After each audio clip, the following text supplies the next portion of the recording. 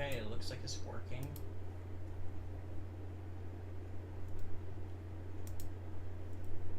Here's the link, and I'll be right back. Okay, it looks like it's working.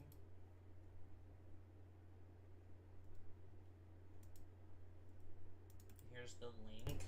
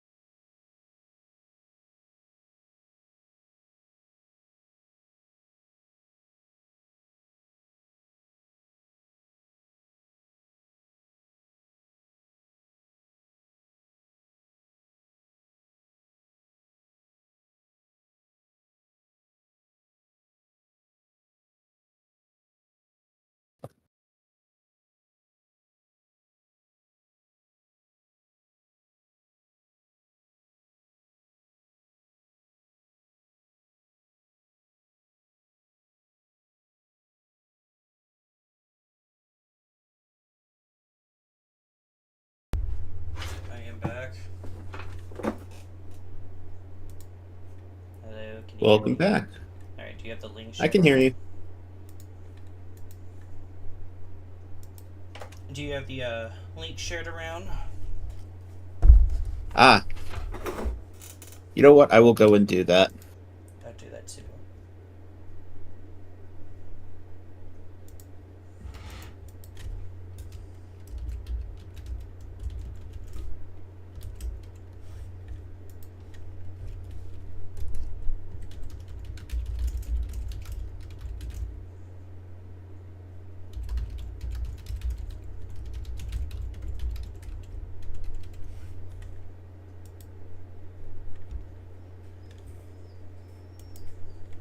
Okay, they posted a link.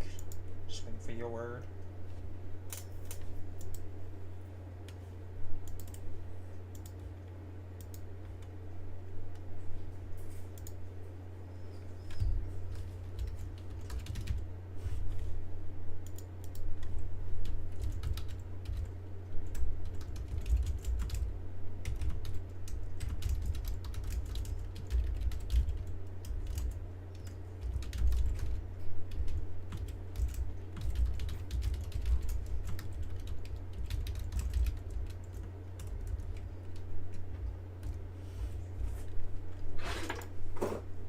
Okay, ready when you are.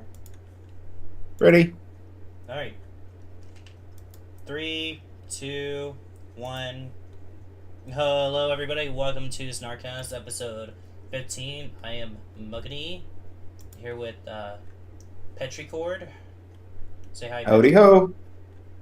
And let's get this started. You know, Petrichord, I didn't come and prepare this podcast, so I guess I'll start out by giving you the cool guy test. So, are you a gamer? Yes. Okay. What games do you play? Mostly turn-based strategy stuff. Oh, any good ones?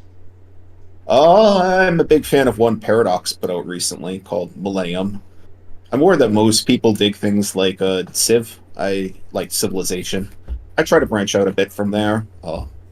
Creative Assembly's Total Warhammer series also sort of got my interest. Hmm. And I kind of like simulation games too, things about basically if I can take something and build it up better than it started out as, call me a fan. You know, your Crusader Kings, your Victorias, your Stellaruses, take it as it were. I love all of that goodness. Are you familiar with the Persona series at all? Because I Oh asked. man, yes. Oh yeah. Big fan. I've been meaning to get into that because like I've just been in one of those moods where it's like it's harder for me to get into video games now that I'm a cynical adult and ADHD just takes over. And lately I've been like just going down like a gaming rabbit hole. Like I played this game called Days Gone. It's like 35 hours. I was hyped when I found that out because that was like the longer the game, the more I can just get absorbed into the world and everything. And I was very interested in Persona 5 because I hear it takes over 100 hours to complete. It really does. If you're shotgunning through the game and not trying to tackle any additional content, you can trim up the time a bit, but in practice, if you want to get the most out of things, you're going to dick around and spend time with your in-game friends, try out all the different activities, and then yeah. So does it earn that 100 hours? Would you say the story goes by, or like how does it tell its story? Mm, Without I guess spoilers, it's a obviously. two-parter. Like, on one hand, you've got the main plot, which is your standard anime affair. A group of plucky teenagers do things that are heroic, and wind up escalating the stakes and going through some personal dramas as the enemies that they face get broader and broader in scale. Until, these things only end one of two ways. Either you fight God or you fight the King of the Cosmos. Because that's just how Mm, anime is. I mean, On the other hand, you have what's effectively a collection of personal stories. The aforementioned friends that I mentioned, spending time with them is effectively like getting to know folks through a series of hangouts. And that often paints more personal pictures of what they like, what drives them, their interests, hopes, dreams, fears, all that sort of thing. Um, I find that bit a lot more interesting. It's the equivalent of taking a character writer and asking them to do a lot of different short narratives, but ones that people can tangibly fiddle around with for a bit, explore. Uh, it's very different from the main plot in that regard of, grand scale versus small scale, bombastic versus personal. But so probably one or the other is going to appeal to your average person. okay, Uh, and I'm still a little hesitant on getting into it because when I hear turn-based combats, and especially turn-based combat in a 100-hour game, but my problem with turn-based combat is after a while it does kind of get tedious, like especially once the game is throwing a lot at you. Would you say it has that issue? it's more rocket tag than anything else. Rocket tag? You find out what people's weaknesses are, and either you learn to exploit them to take them down quickly, or they will exploit yours and take them down quickly as well.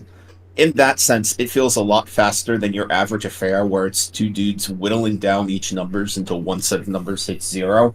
Because that's still technically the case, but in practice, especially on the higher difficulty levels, what it boils down to is, can I take these dudes and combo them in such a way to just instantly resolve stuff, or am I going to get wiped? Hmm. And that's kind of a fun challenge. I think the only turn-based game I can think of at the top of my head, I know I played more in the past, that I have played and know I played is Pokemon Heart Gold. I'm familiar with the Pokemon games. That's about it when it comes to turn-based combat.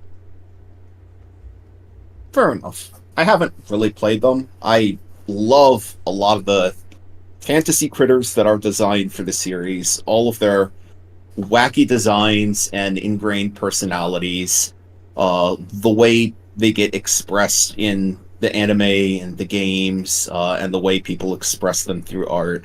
It's super cool. I consider them more pocketbooks full of imaginary critters that you can choose to like peruse at your own leisure more than games. I'm speaking this as somebody who doesn't actually play the games. I'm sure people who play the games get, the standard game playing experience, the standard JRPG type affair. But as someone who doesn't, I still find something to take away from it. And that's something I find to take away from it is something I quite like. That's a very roundabout way of saying you enjoy the porn. Ah, it is kind of a roundabout way of saying it, isn't it? But Yeah. yeah, yeah. Yeah. I think okay. So I think. Look, eventually you learn to be cool about that sort of stuff. Either your embarrassment chokes you to death, and you can't get by a second in your life without being completely anxious, or you learn to just be like, nah, I like X, I like Y. X and Y are kind of weird to most people, but that's the way life is going to be. I But, think it's hey, just the internet has just warped our mindset to the point to where it's just like we surround ourselves with so many people like us that we just get into that mindset and we don't care. It's kind of like yeah, that yeah, helps too. it's kind of like you go to a bar and you go and you like you overhear like this guy like boasting like about the about the women's side and cracks a bunch of sex jokes. It's just that, but you know we're talking about anthropomorphic characters instead.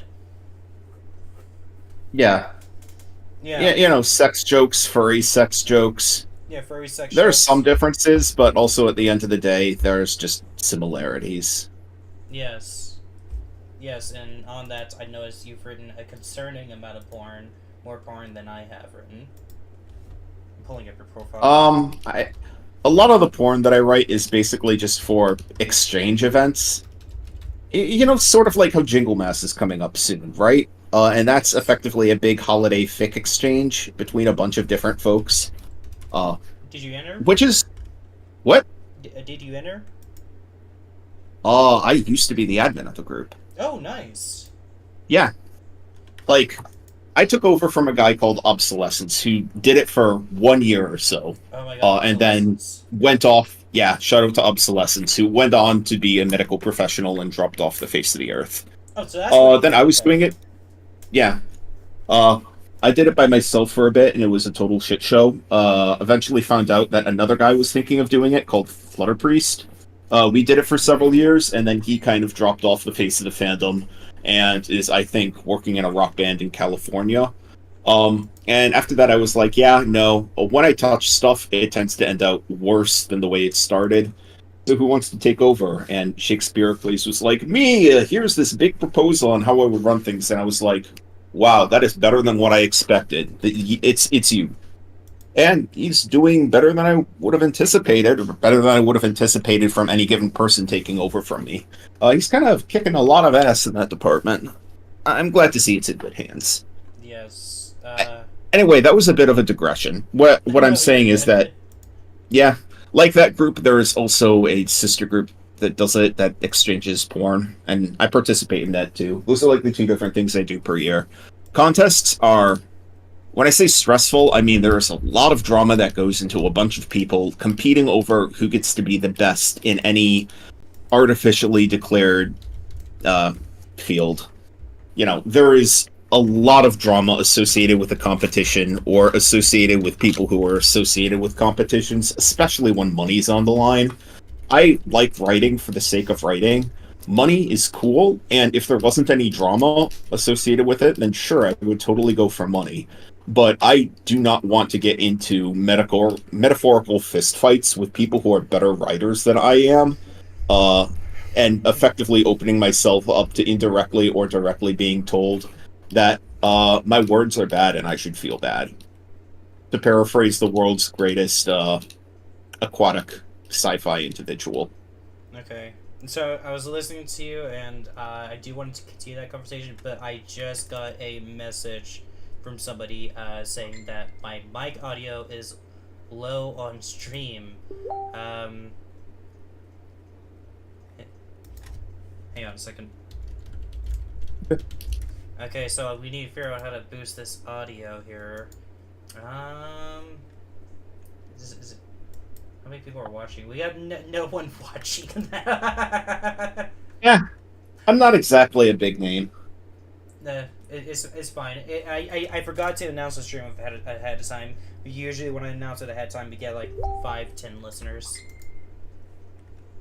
Okay, hang on. I'm gonna invite somebody to the call. Okay. If nothing else, if there's anybody who's interested, I'm sure that they'll just watch the video later. And if not, if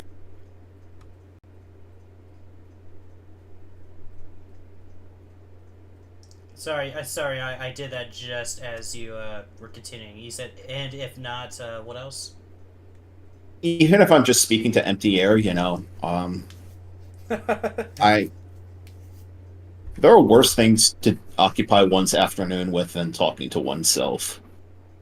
I mean, you can do it. It's just there's a lot to be concerned about. Hello. Also, hi. I don't know what you want to be called on stream.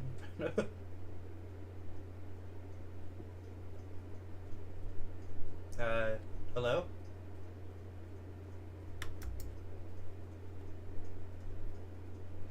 This is my backup host for the podcast.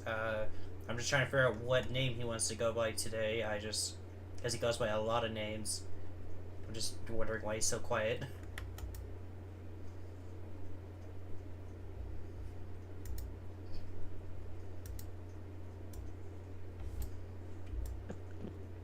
Hello. Hi, there you Do are. you hear me now? Yeah. I can. Okay, perfect. Yeah, you can call me whatever you want. Guest star, I didn't catch your name. I joined the stream a little bit late. I have a total of 8 different names, 9 if you count the company name. So this is Petrichord. He's a writer on film fiction. He's edited for me a few times. Petrichord, this is It's Your Boy, or It's your boy. Can I call you Reggie for short?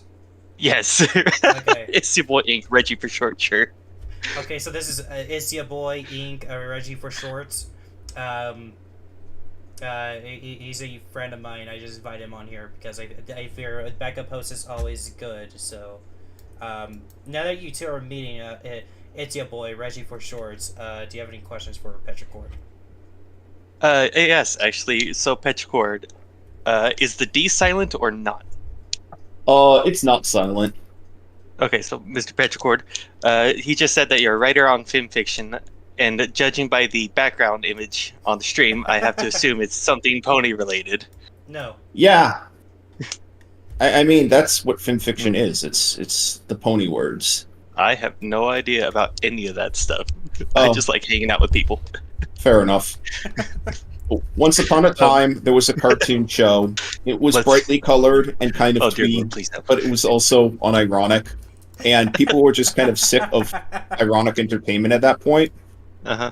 So a bunch of folks glammed onto that and thought it was super cool. And then, like any other flash in the pan style interest, some people ended up sticking around with it even after the flash was gone from the proverbial pan. And then, even after the show ended, like a decade later, some people still continued to stick around. And I am one of those crufts at the bottom of the pan type affair. Yep.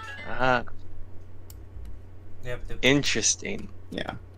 Yeah, we are the few who stuck around because we refused to die. You stick around because after spending so much time somewhere, you're like, could be worse. Even if not a whole lot of people are glomming onto this, I can think of worse places to be. I mean, yeah, like Pizza Hut. Yeah, I mean, yeah, you say that it's kind of true, but I've been on the dying from when it came to fan fiction recently.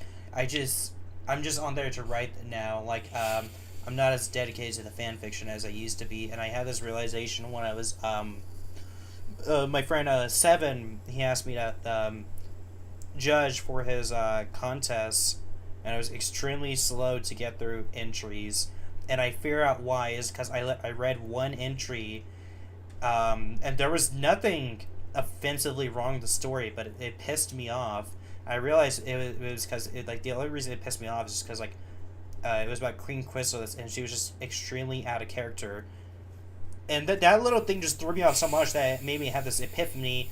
Holy shit, I do not give a fuck about reading fan fiction anymore. I want to read actual stories now. Wait, back up. You said that you got pissed off at a story because something didn't match your expectations, and then what you decided is that you were now interested in a format where there weren't any expectations to go in to begin with? It's interesting. It's a little more complex explanation than that. It's basically I write fan fiction because I want to write the kind of shit I want to read. I'm not interested in reading it because it is so much of a gamble on what you're going to get into.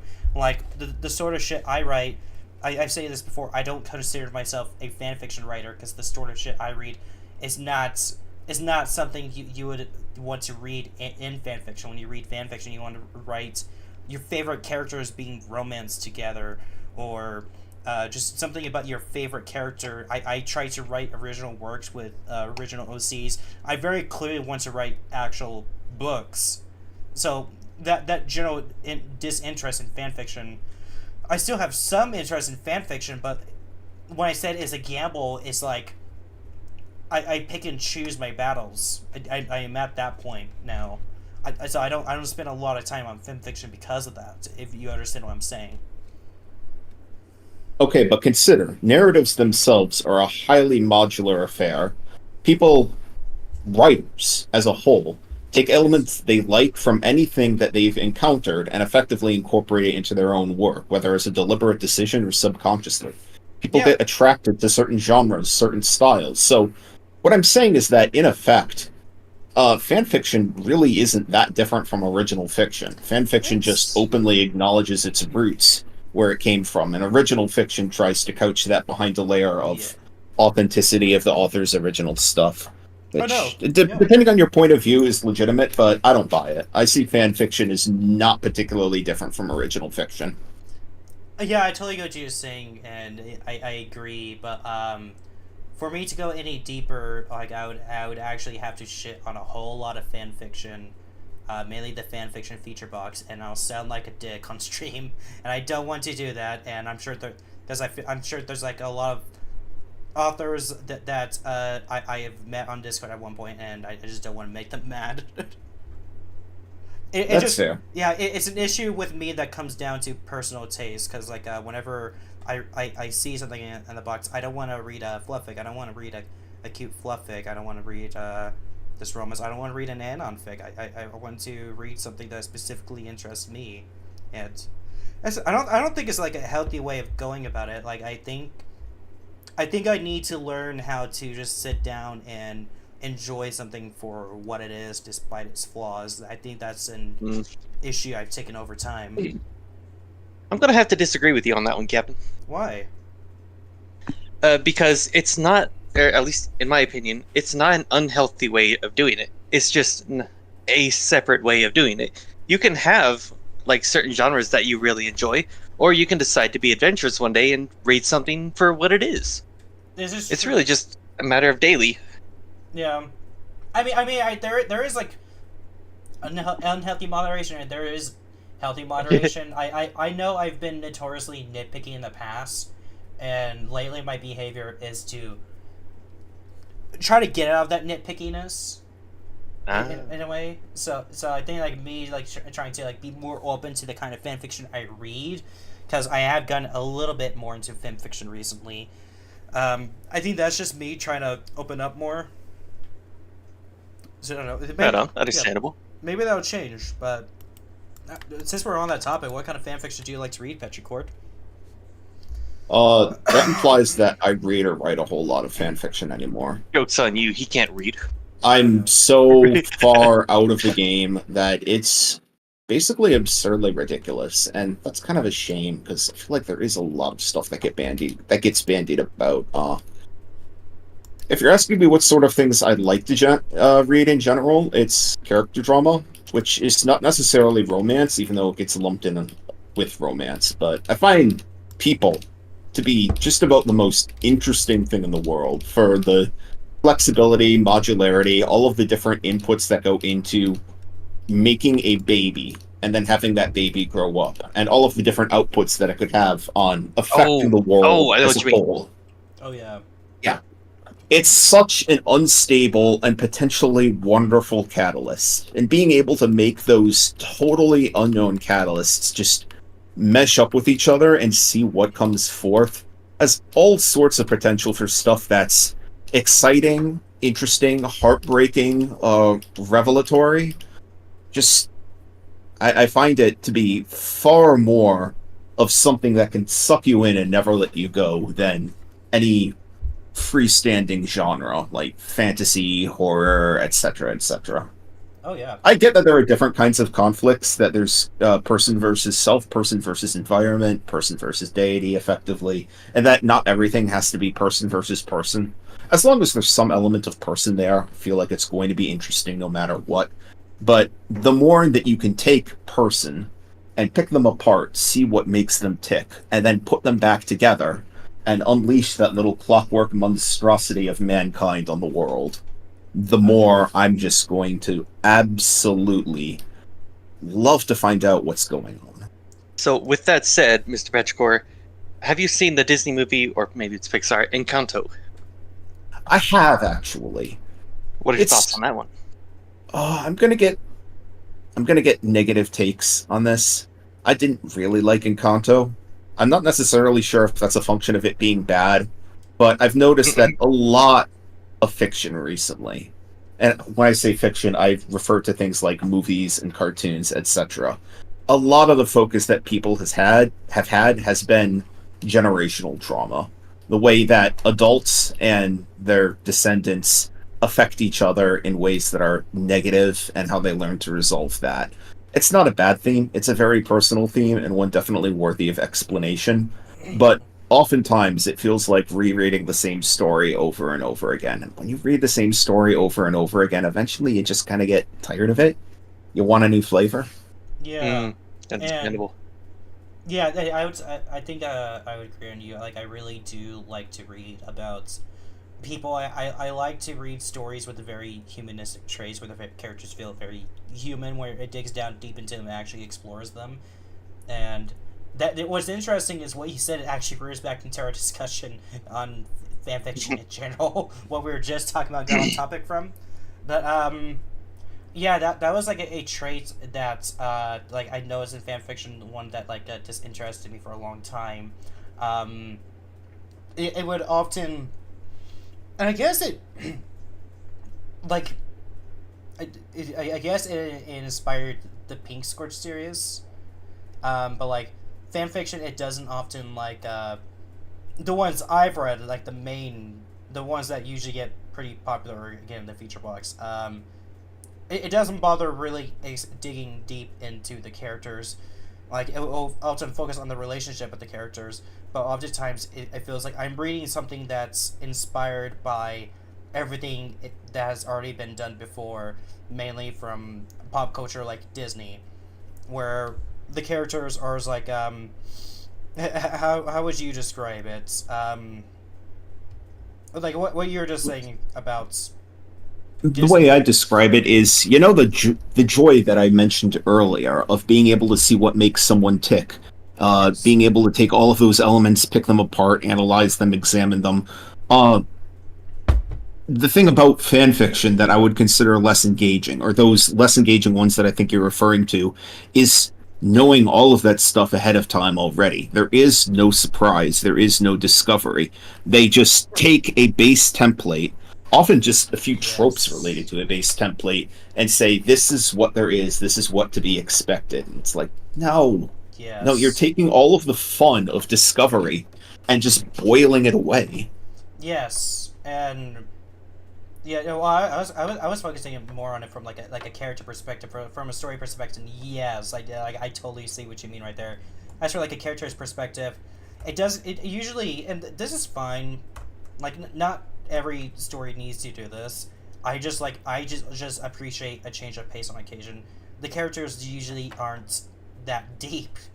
It's usually like I keep running to the word superficial. I don't think it's a good way to describe it, but like I think of it like a young adult character novel where it is a very traditional character, and they have problems, they have flaws, and those flaws are explored, but they're not explored much deeper past those flaws, if you understand what I'm saying.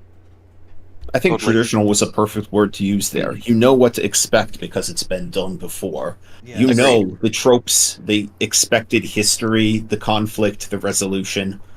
That's why I make statements about fan fiction and original fiction not being all that different, because in the hands of an inexperienced author of both, you know what a character is going to be, even if they don't have their name and physical appearance given right off the start. Yeah.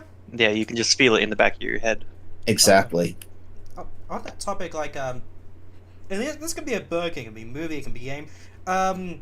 What's like a piece of media with those sort of tropes that you've consumed, you think have done it very well? It's like, even though like you can actually see where like the story's going, even though like you've seen this character a million times before, you enjoy enough that you don't even care. That's a good one. You know, I could think of something, but that might take a while, so I'm just going to go with what my younger sister, hi, younger sister, I'm not giving out your name for personal realization, said to me when we were talking about things over Thanksgiving. Because teen post-apocalypse fantasy was a big thing for a few years, right? A big, annoying thing that just wouldn't go away. But as she pointed out in a conversation to me, the sort of conversation where you try to convince somebody else that something had more worth to it than originally assumed, although I already thought there was some worth, but it was a revelatory process nonetheless.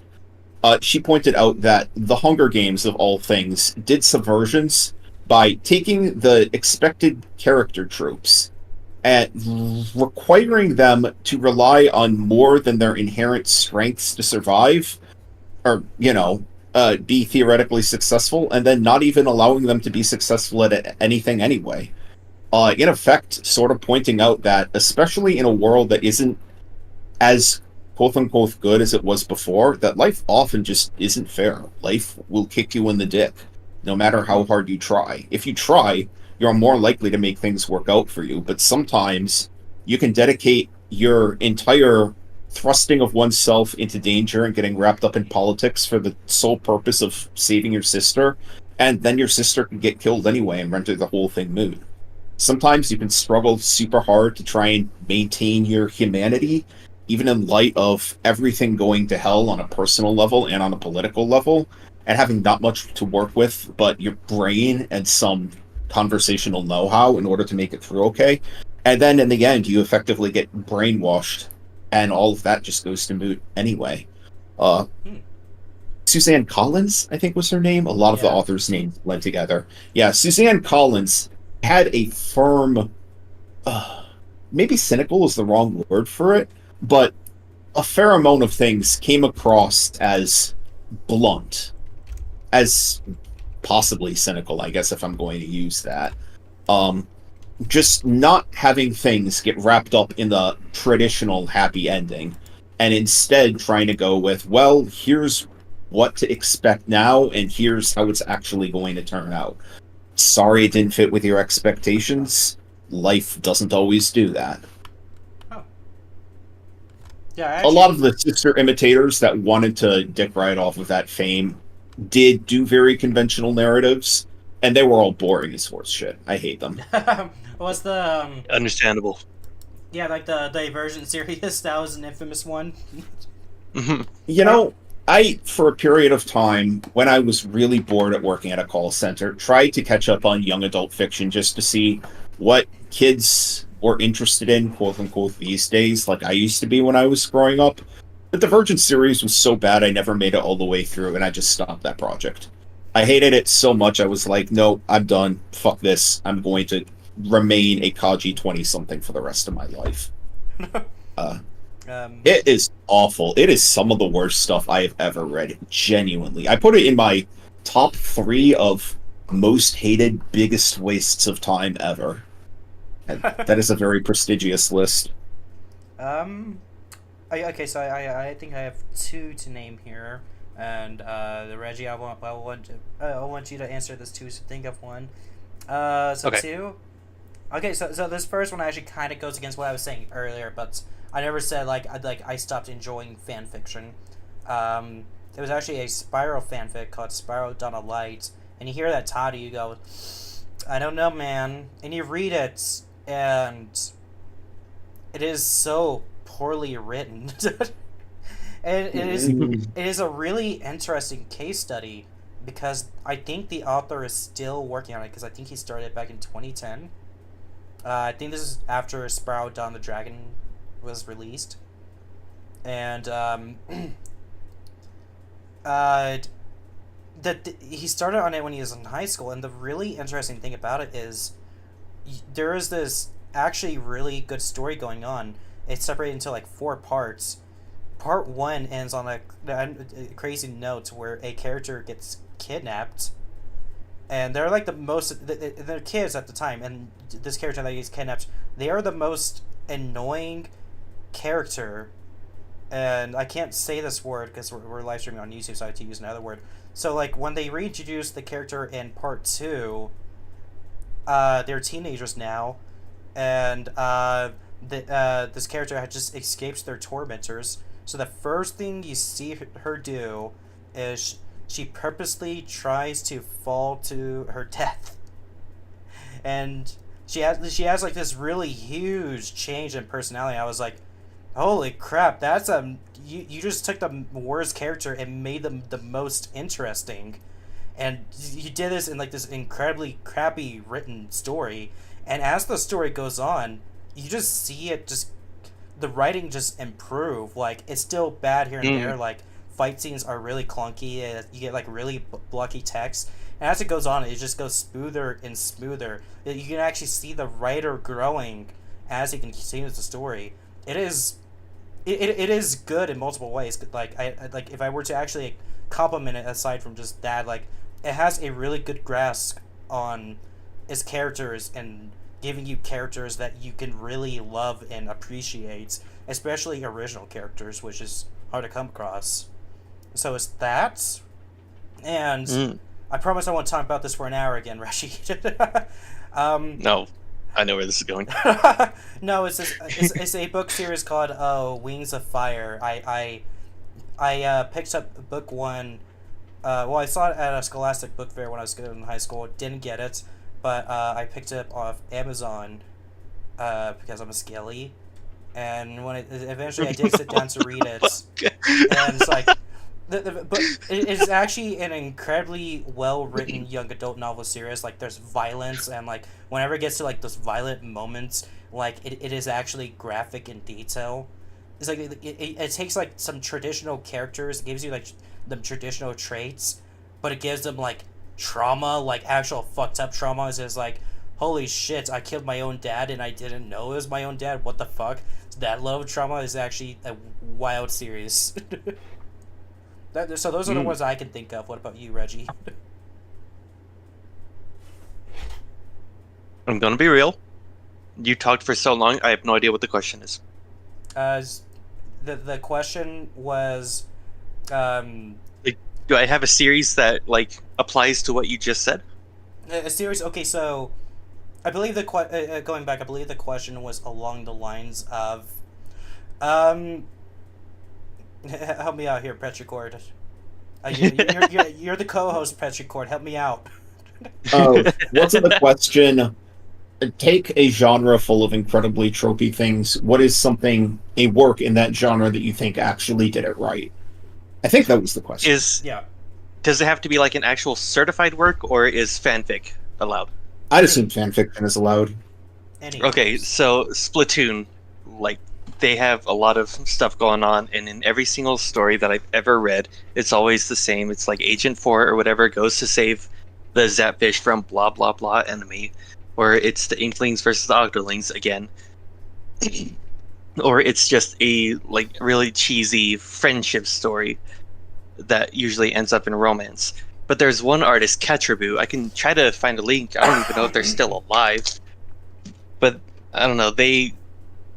I've never read a story quite like theirs, because it's the story started how you would expect. It's a male and a female.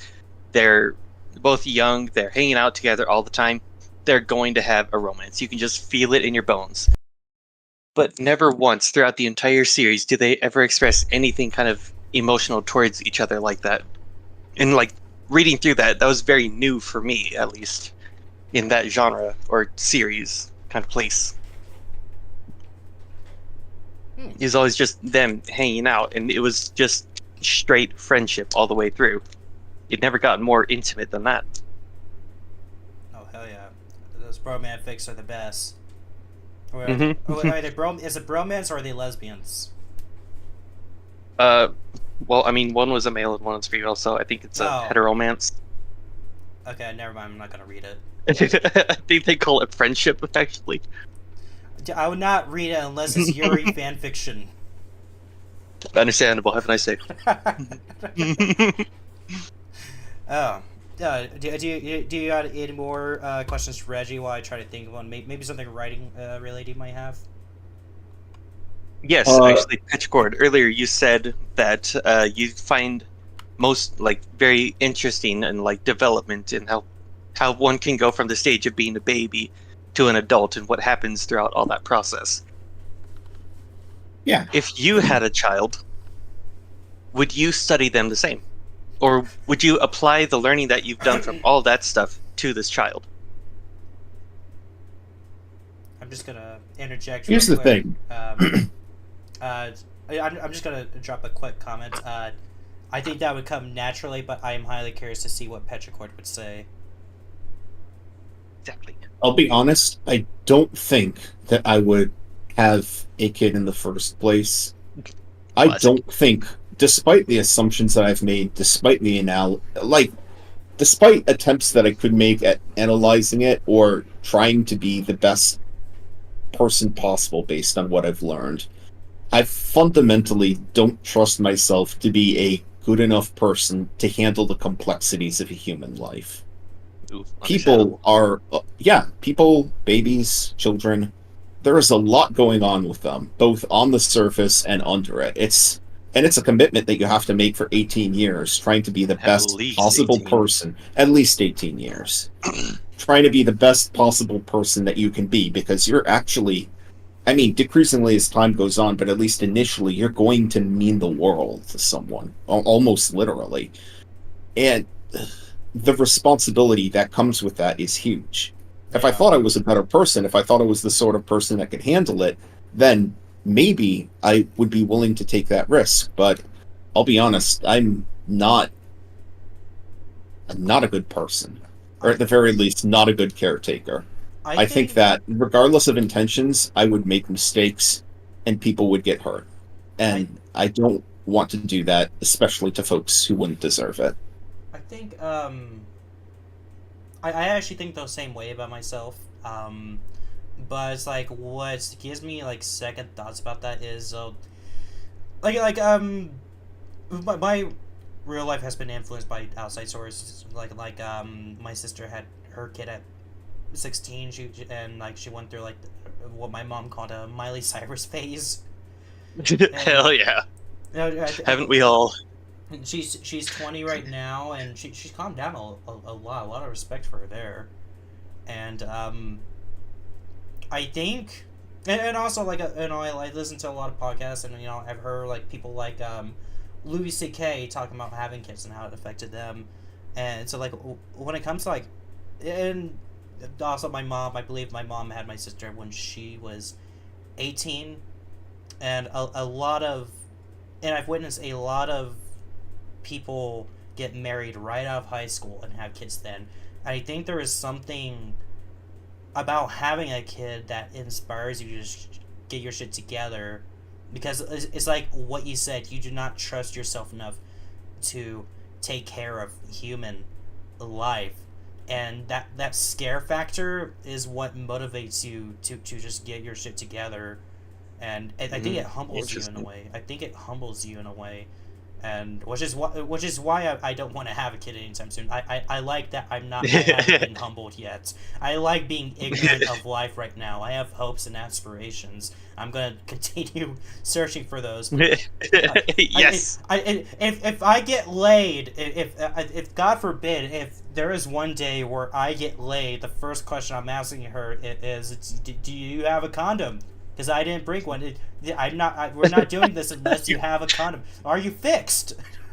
Are you fixed? I'm not. We're not gonna have any accidents here.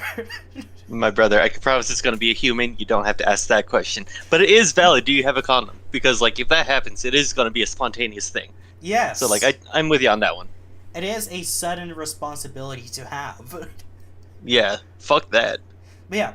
but yeah, going back to what I was saying, is like it's a humbling experience. I think it teaches you how to be more human, essentially. Yeah, no, still fuck that. Yeah, so fuck that. Like I don't want to be human. Like it's like I'm in my 20s. Let me live life. Oh.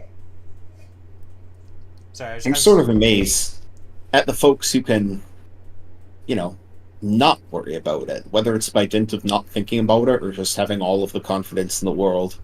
Clearly, that's the generation that's going to be leading the future because that's the generation that's going to be progeniting. And it sort of says something about the species as a whole that the survivors are going to be the ones with the confidence, forthrightness, or sheer ignorance to press on, regardless of the risks and despite the odds. Not quite sure whether that's a good or a bad thing that the future doesn't necessarily hold a whole lot of room for anxious, anxiety-ridden, Oh, absolutely. Yeah. I mean, you see a lot of discussion on it, how this upcoming generation is doing. I'm mostly worried about we won't get into this, but I'm mostly worried about the future for them. But when it comes to the generation as a whole, this is what boomers were saying about our generation, that we're going to be the ones fucked up. In a way, we kind of are, but like, I know people who are, have their shit together. I think it's just, this is how you can tell I'm really thinking about it. Understandable. Yeah, I think it's more like a case of we were born in a time where we are not used to having this much stuff, and at the same time we are trying to understand ourselves, and we are living in a generation of self-actualization. And real quick, can you at the end of this, can you explain what self-actualization means? I feel like I'm confused on that. well, when I say self-actualization, I mean like introspection. Yeah, we are affected. We have the internet at our disposal. We are able to witness the world at the palm of our hands, and we witness like Bo Burnham said it.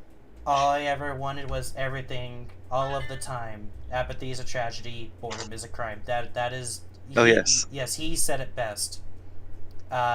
This is what we're currently witnessing now, and this is like what is affecting this current generation. But at the same time, I think that's what makes our generation the most introspective compared to the previous generations, because the previous generations, they didn't know they had anxiety. It wasn't a thing back then. So if they were having an issue, like, they were taught to just push it down and not really talk about it. Now it is on the table. You see it everywhere. Yeah. That is what a lot of people focus on, like the negative aspects of what's going to come out of the newest generation. I am more curious about, like, what are they going to be like as adults, and what are the positives that are coming out of this? I see the negatives, but what are the positives going to be?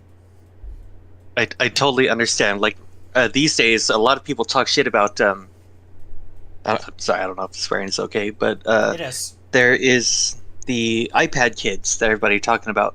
The iPads only came out a couple generations ago. Like, they're extremely different to kids like Muggany whenever you and I were growing up. But I have to wonder, what differences are those going to carry with them to adulthood? Like, because they could be lazy with extreme ADHD, unable to focus on literally anything for 5 minutes.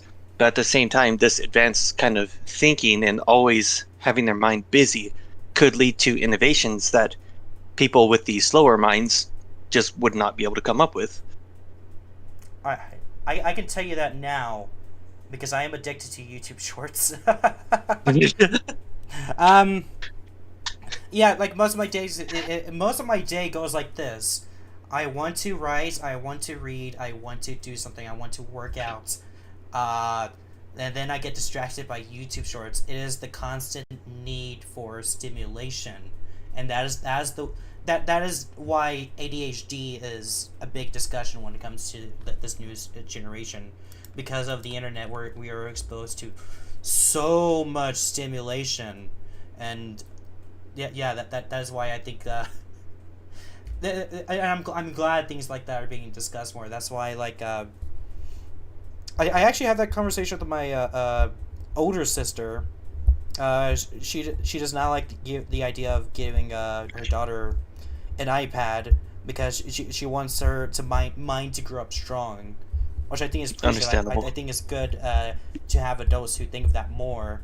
Not a lot of adults think about that aspect. They just think, oh, this is colorful. They stop crying. It's like, no. Do you know what you're doing to them? You're feeding information to their mind, and if you feed too much information into that mind, a lot of it more is going to go out than what they absorb. That's what's going to happen. Yeah. Do you got anything you want to add, Petrichord? We've been going on this for a while. Honestly, it's been a pretty interesting conversation. Yeah. Yeah. So, Yeah. do you think that the next generation is going to turn out all right, as a whole? Oh, I kind of said it. It's like I think they will. It's just I'm more worried about like the current climate of the world. It's like, how is it going to affect them?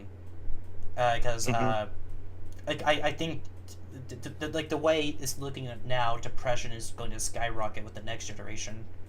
And meanwhile with us, meanwhile with us, it's like I think we'll have more of a hold on it.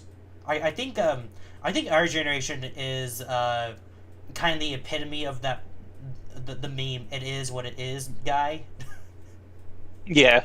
Yeah. It is what it is. But what is it? Yeah, because we've been so used to the fucked up shit in the news that we can only go, yeah, it is what it is. Mm-hmm. Yeah. What's that one Japanese expression? Doldemoi? It can't be helped. Can't be helped. No, there are things out of your control, and you shouldn't be focusing on the things that are out of your control. You should be focusing on your own life and building yourself, rather than focusing on the world. Yeah. Just like Mark Anthony said. Yeah. I'm trying to remember who that guy is. Wait, from Antony and Cleopatra? Yes. Ah. Yeah, Mark Anthony wrote a whole book about it. It's called Meditations. It's his kind of fathering of Stoicism. I think I have that around here somewhere. I think I got it from you. Yeah, actually, I gave you my book. Yeah, I think I read a few pages. I gotta continue that, because that guy dropped some hardcore wisdom. Yeah. It can be a little confusing or exhausting to read. It's like reading Shakespeare. I mean, well, wasn't it like during the Greek or Roman period? Yeah, Roman. You get that a lot of with older literature, because like as time progressed, like it became more about the entertainment value. But yeah, if on that topic, we're talking about anything but writing right now. I just say this, and then we can go back to you, Petrichord. I don't know if writing ever... is applied observations of real life. So this is basically the same thing. This is true. I do apply a lot of real life observations to my writing. Okay, so my favorite author is David Foster Wallace, and I'm doing a hard rec for you, Reggie. If you ever, I know you're not a big reader, so maybe an audiobook or whatever, or if you ever decide to start reading again, Petrichord. Subtle jab. Yeah. Hey, Petrichord, if you ever find time to read, I would definitely recommend you get into David Foster Wallace. I haven't read much of his actual fiction, but I really love his ideas, because he predicted so much of where pop culture was heading back in the 90s, because he would make like observations of South Park and how oftentimes South Park would make jabs at the fears and do fourth wall jokes to acknowledge that, oh yeah, we know the animation is shit, we know it, but that's part of the joke. And he made the observation that sort of humor was going to become prevalent within the next generation, and now we have the current state of Marvel, and he was right. Yeah, And it's kind of hit that on the note. And it makes all sorts of like genuine observations like that, and is not derived from a cynical place. He drops all sorts of like wise little nuggets of life. Whenever hipster culture is made fun of, they'll also bring up his essay, "Consider the Lobster," because like hipsters would talk about it without really understanding what it means to what that essay means, but it's just about David Foster Wallace. He is the subject of the essay. He visits this lobster festival, and the essay is about the humanity of killing a lobster, because there are arguments that they can still feel the pain, and it goes into that, but along the way there's like all sorts of like little observations about society. Like this festival he goes to is it's a worldwide festival. All the tourists come in and to witness the world's largest boiling tank, however he refers to it. Lord. Yes, and he makes the observation of how like pointless tourism is, how is all commercial stuff like that, and he doesn't just go in there with like just like a bland tone. There's a lot of humor in it. There's a lot of personality. All of his essays are extremely entertaining. I believe there are a few audio readings on YouTube, so if you look them up, look for Big Red Sun. That is his observation of the adult film industry, which is the AVN Awards, which is basically the Oscars for porn. And he covers porn for 2 hours, and it is one of the most entertaining essays I have ever listened to.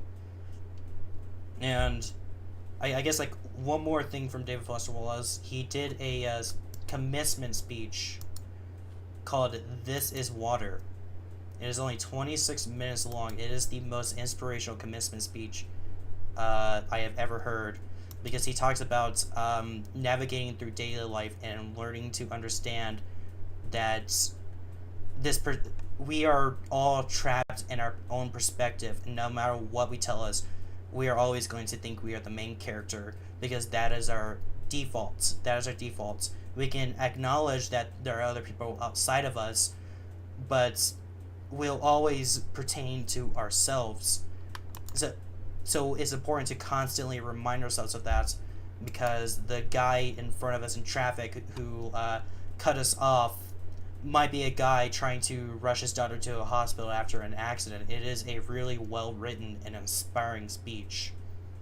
Yeah, definitely check out his work, especially with like the humanistic aspect of literature. You're talking as if I haven't already read the entire collected "Consider the Lobster" and You just didn't posted say it, "I will Dave. never do again" essays. Yeah, like why didn't you stop him? What the fuck? It wasn't my place to interrupt. Besides, you've already said a fair amount of stuff that the audience who hasn't read David Foster Wallace's work is going to potentially be interested in and take to heart. At that point, no matter who the speaker is, the message gets across. That is true. Exactly. See, that's what I was saying. Yeah, I said it for the audience. Audience, go read David Foster Wallace. Start with Big Red Sun. You might not be into like his fictional stuff right away. So it's like I say, he's one of those authors where if you don't like artistic literature, you definitely want to learn about the author first. I consider him the preeminent essayist of the 20th century. The eminent essayist. Oh yeah. No, he inspired the Office actually.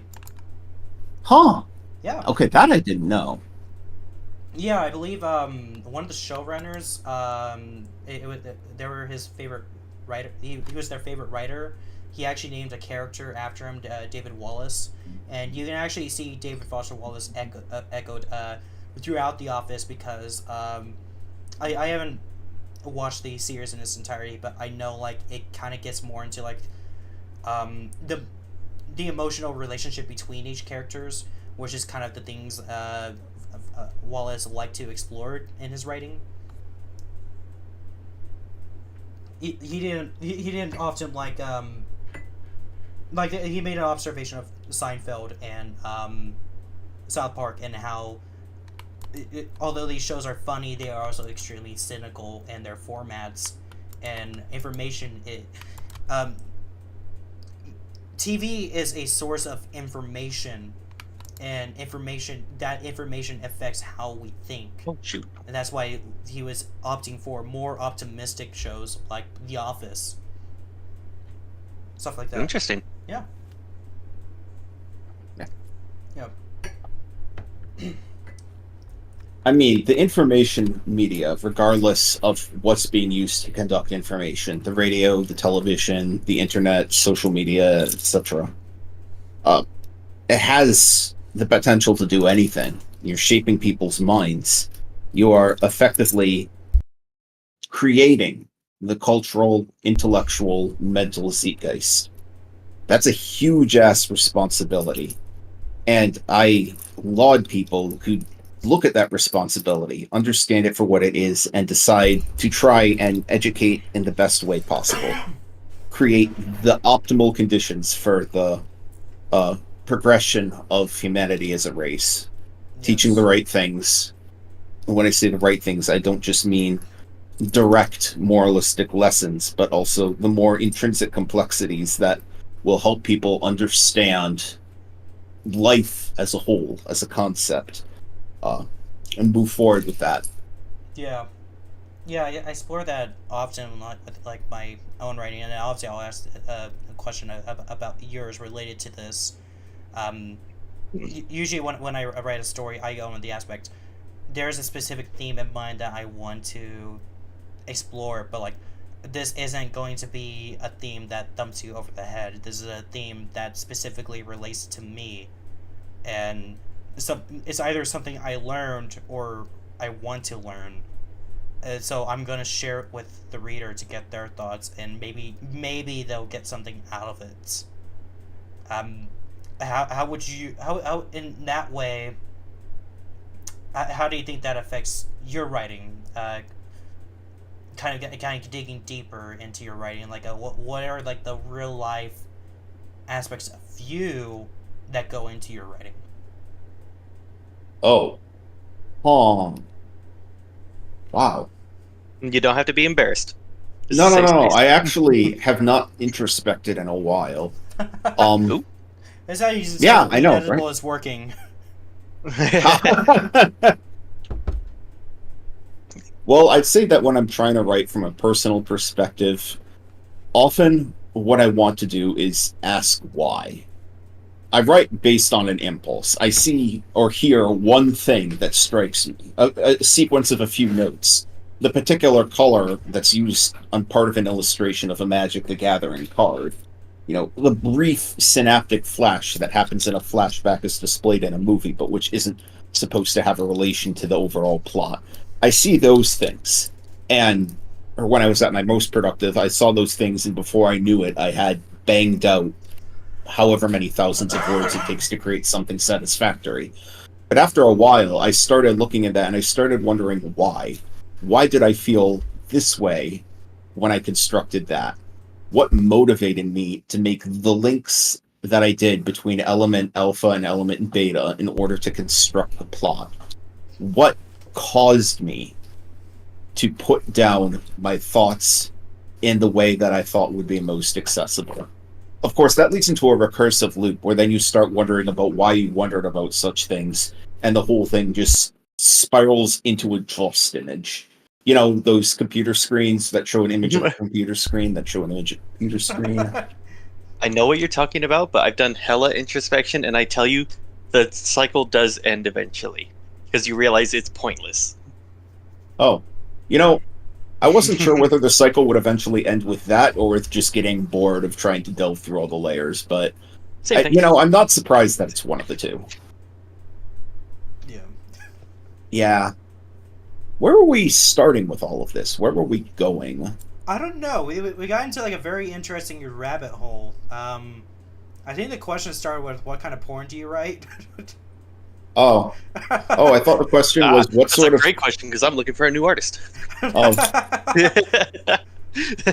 Wait, I write the sort of porn that starts out as an excuse for fucking and then gets so distracted by trying to set up the excuse and trying to set up reasons for why the fucking could happen and character Oh, so like conflicts the that Star might Wars result. prequels? Hell yeah. hell yeah.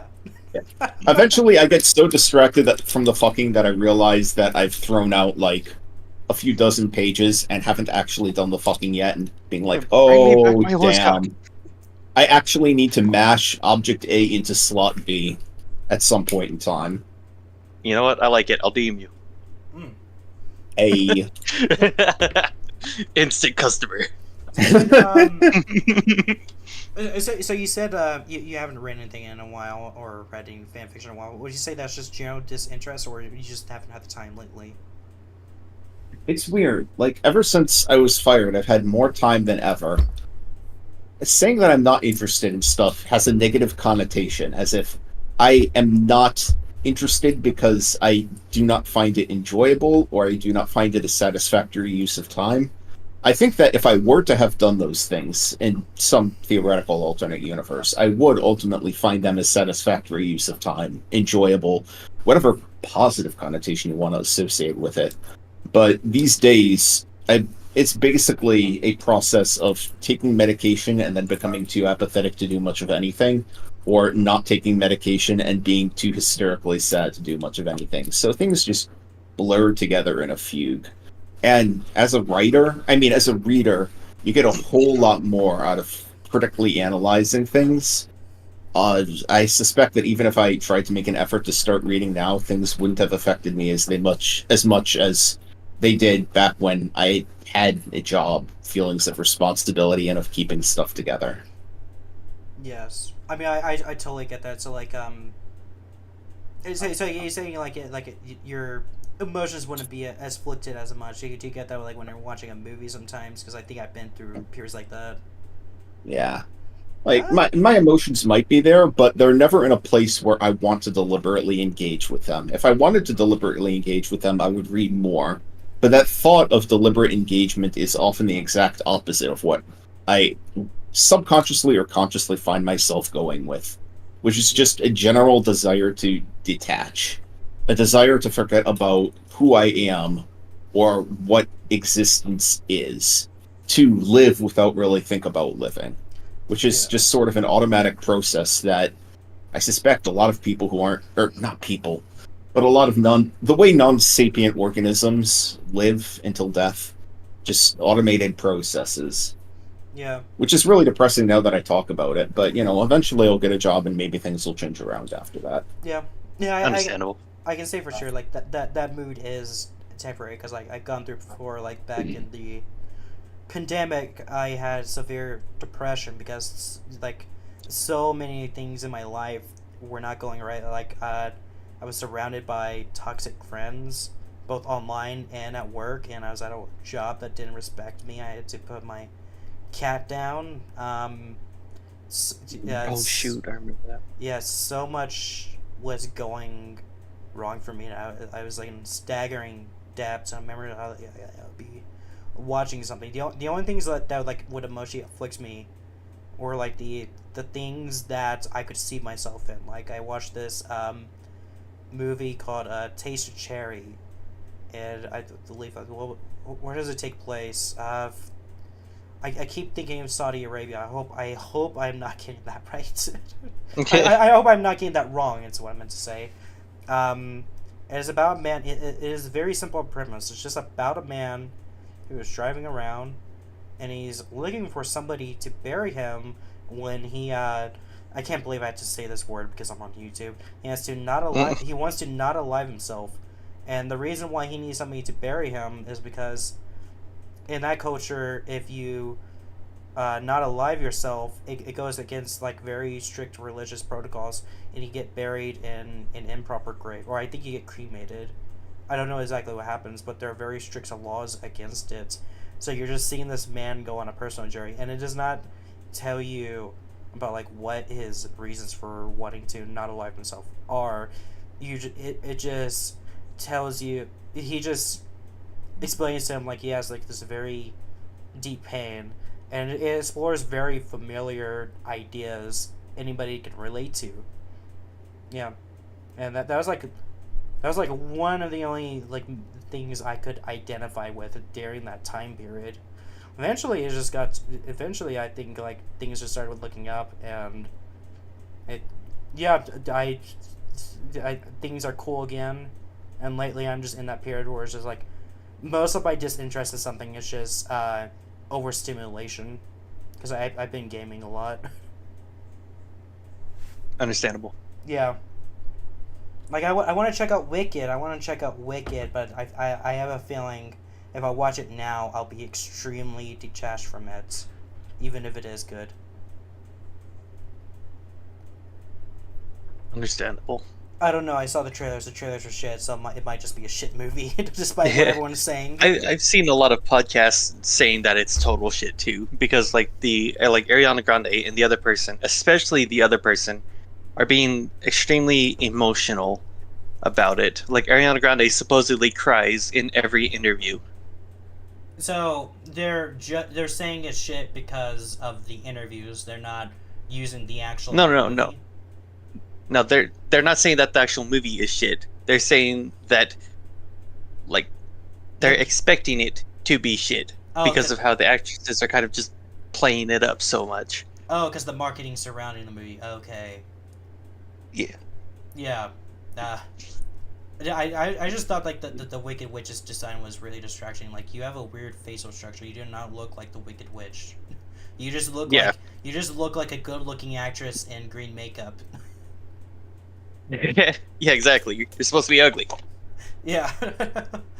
Bring Dolores Umbridge back. Any movies you're looking forward to, Petrichord? Any what? Movies you're looking forward to? Oh gosh. Wow, I have not been. The movies that I'm looking forward to are movies that have been out for a few years and which I haven't actually gotten a chance to see. Oh, that's alright. We still watch Polar Express. Hey, nice. Would you believe that I still haven't seen Puss in Boots: The Last Wish? Yo. Bro, I watched it on the plane. It's a fun movie. I'm totally down for a film that blends 3D and 2D art pretty nicely and which is about struggling with mortality and death. Sounds like my kind of jam exactly. But movies are kind of a sad affair when you don't get to watch them with anyone else or talk about them. You know, understandable. It's like going to the bowling alley alone. Yeah, like what's the point of being here? Yeah. I know that I'm theoretically having fun, but if I'm theoretically having fun, why doesn't it feel like I'm having fun? Mm-hmm. Yeah. Thus, going back to like the depression during the pandemic, it's not fun because you have nobody. Yeah. Very much. Yeah. Puss in Boots: The Last Wish is a very fun movie. Apparently, it's the first children's movie with an accurate panic attack, which is interesting. Yes, that was hella interesting, dude. Fuck me, dude. I saw that for the first time. I was like, what the fuck are they doing? This is actual representation? Yeah, this is coming from the Shrek universe. Yeah, wild. Yeah, if they're doing this with legitimately real. Yeah, if they're having like incredibly like introspective plots with Puss in Boots: The Last Wish, imagine what they're going to do with Shrek 5. For real, Hollywood is starting to think again, dude. It's scary. Yeah, I'm looking forward to it already. Then I am a little worried about it because like last time I checked, and maybe like it the information changed because I checked this when Puss in Boots: The Last Wish after I watched Puss in Boots: The Last Wish. The producer for Shrek 5 is the CEO of Illumination. He's basically been responsible for all the shit that's been coming out. So I'm extremely concerned for Shrek 5 because of that. Because like, even though it's like Illumination owes DreamWorks and they technically produced Puss in Boots: The Last Wish, he was not the producer for that. So I'm just like, how are they gonna fumble this? Are we going to get something good? Mm-hmm. Yeah, big difference between producer and director. I respect that. Yeah. Yeah. Well, producer, doesn't producer have more control over director? To be honest, I have no idea what the chain of command for direction is. It's confusing. Oh. Hopefully things turn out okay. Hopefully. I was going to say something else, but I forgot. All right. Well, while you're thinking about that, Petrichord, what is your opinion on adaptations? Like, for instance, the Harry Potter books being made into a movie. There are two ways that an adaptation can be good. One, if it tries to accurately capture the spirit of what the original work was going for, not necessarily the letter. And the other is if it takes the core concept and turns things on its head in order to create something genuinely subversive and interesting in its own right. Mm. The latter is a lot trickier, but Absolutely. amazingly enough, the two things that I'm referring to there are, I'm not necessarily going to call them good, but the Harry Potter movies fundamentally went with those two approaches. The first two, with Chris Columbus, tried very hard to accurately capture the sense of wonder that was this Absolutely. isekai. It wanted to create senses of delight and majesty with all of these frankly impossible things and how they influence the children around them growing up, going to classes that were far different from what normals folks could experience.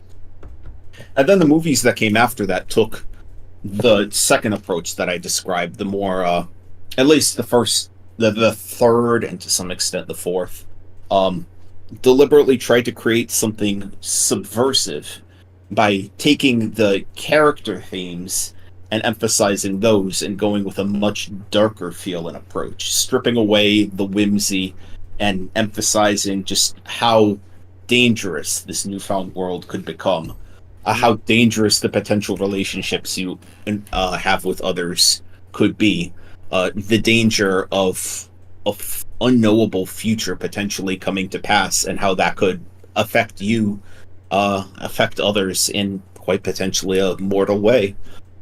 Yeah.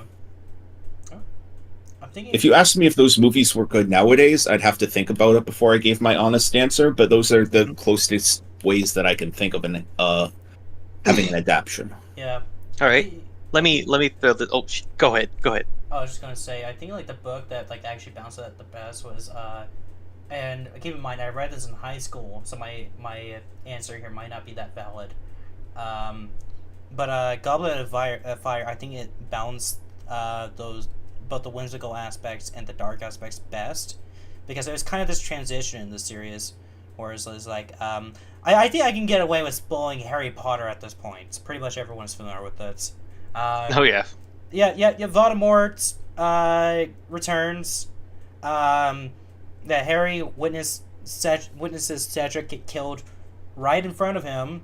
Goes through like this very big drama and has to like repeat the experience to Dumbledore, and there are like these dark things that the book deals with, but like it's built up to, and before you get like that very deep trauma, there's like a lot of stuff going on. There's the thing that's probably I'm just gonna say this is the worst part of the books. The little campaign Hermione goes on to free the elves. That was like the most. Oh yes. That was. They keep blowing her off.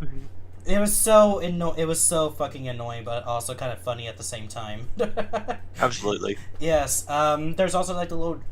I think there's like a little side plot where like I think it was like Gina, Ron's sister, like had a crush on someone, and there's like gossip going around. So it was kind of like this.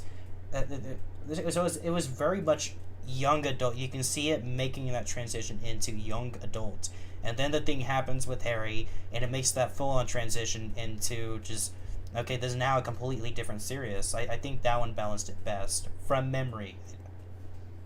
You want to talk about subversion? How about the very beginning of the book? The whole gang take an adventure to go watch this fantasy wizard sport, full of amazing hijinks and folks coming in from around the world. Look at the glamour. Look at how weird and different this is with all these wizards coming together, and holy shit, a terrorist attack just happened. I actually... People are actively lighting up, throwing sigils into the sky. There's tents being fucking burned. What the hell is going on? Harry Potter series is kind of wild. Yeah, definitely. What was your question, Reggie? So with all that said, like I think you worded it very nicely by putting in that, like, an adaptation has to capture the spirit of whatever the original was, but at the same time, there's the aspect of creating something new, like taking that source material and then doing something so innovative with it. Have you played the Fallout series? I have not, sadly. Are you aware of the Fallout show? It came out recently, didn't it? Yes, it did. Did it also try to capture the spirit of the games? In my opinion, it captured the spirit very, very well. Which games, though? I'm aware that there was some tonal difference between a bunch of the different entries. I would probably compare it most to Fallout 76 or just Fallout 4. Okay. There's also New Vegas in there. Absolutely. And then on the flip side, you have the live-action Avatar: Last Airbender series that also recently came out.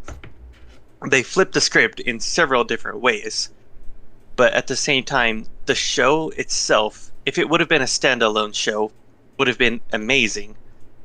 But the Avatar fandom is just kind of stuck up a little bit about the quality that it needs to be of the original cartoon. Because the original cartoon is idolized and lionized as one of the great masterpieces of animation.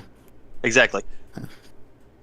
But with that said, whenever it comes to actually continuing that spirit or kind of flipping the script and making something new, how close does one have to stay to the original for it to still count? You know, that's a good question. I can't simply say something vague in general, like it has to be recognizably what the old IP was, even though that's the first thing that's coming to the head. I would like to describe things in more specific terms, like plot structure or characters or overall tone, but I really should have prepared for this interview more so I could have provided some insightful commentary instead of just trying to shoot everything off the cuff and hoping it worked.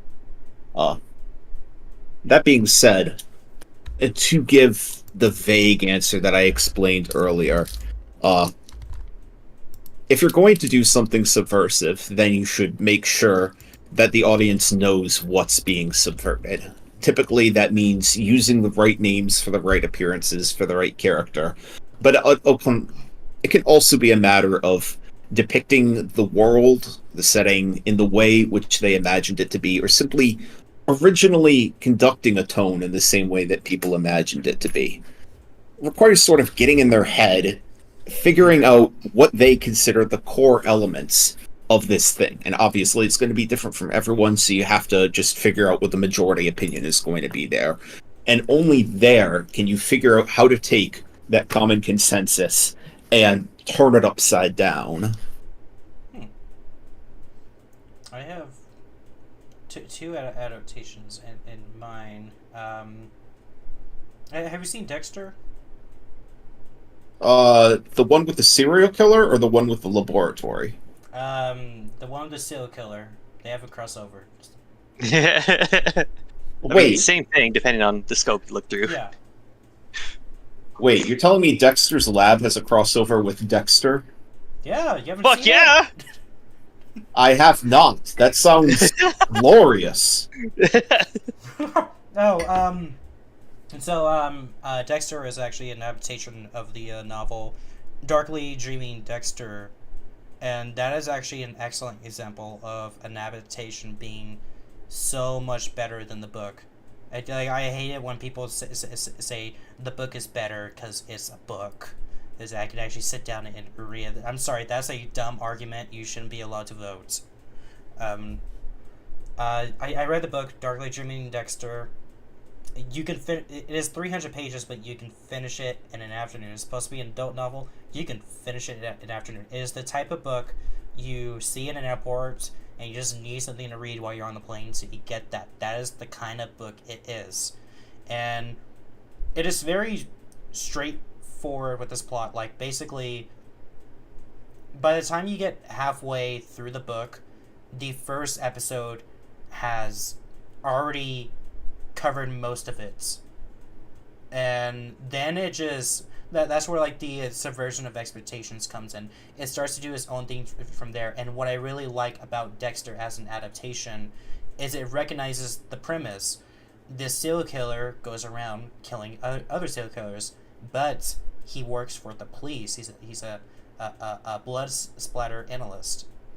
That is a very good premise, and it recognizes that. So it uses that premise to explore Dexter as a character and actually really get to know him. So by the end of the season 1, I'm not going to spoil the ending, but the ending is of season 1 is very different from the ending of the first book. The ending of the first book, I'll spoil the ending of the first book since it's so different and very tropey. Dexter meets his brother, who looks a lot like him. So because of that, people think Dexter might be a serial killer. They suspect him for the wrong reasons, though. They're totally right, but they're still wrong. Yeah, and this character who is in the show, who is supposed to die much, much, much later in the show, is murdered by Dexter in that first book, completely destroying everything they set up with this character and how he has this code. And it just rushes through all of this. Not bothering to explore him. And that's why I love the show, because like when it gets to like that penultimate moment, like the climax, you get like this very emotional moment where he breaks down crying, and it feels earned, because throughout most of the series, you see him with no emotion whatsoever. Okay, I was just reading a message Reggie sent me, and a second adaptation I was thinking of, Dune. So I'm not the biggest Dune fan. I do think the movies are kind of boring. They're just not for me. I do acknowledge they are very good, very well made. But it's like those are interesting adaptations. Because for a long time, people were talking about how Dune is incapable of being adapted into a movie. Because when you write a script, you have to think, how much is this going to cost? That's what people thought of Lord of the Rings for a long time. Lord of the Rings was actually originally supposed to be directed by Stanley Kubrick, if you didn't know that. And he went... he wanted to direct it because they gave the script, and he said, yeah, this is an impossible movie to make. And, well, he got proven wrong. And, Dune is like, even now, Dune is very hard to adapt, because my understanding is they're only going to adapt the first few books. And if you get deeper, you can see why it is so impossible to adapt, because it gets crazy with this plot. I'm talking about like full-on space worms and wormholes being opened up. It gets into like crazy sci-fi concepts. Oh hell yeah!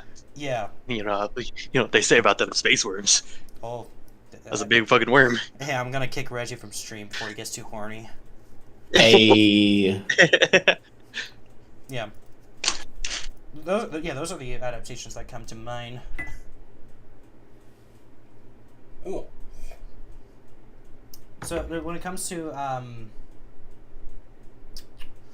sorry, I'm really thinking about my question here. I'm just blanking on questions today. Reggie, you're carrying the show today. Congrats, man. Hey, thanks. Okay. Try my best, I suppose. It's my first time being on the show, I think since like episode 3. Oh shit. Well, welcome back. Okay. Thanks. Thanks, Dad.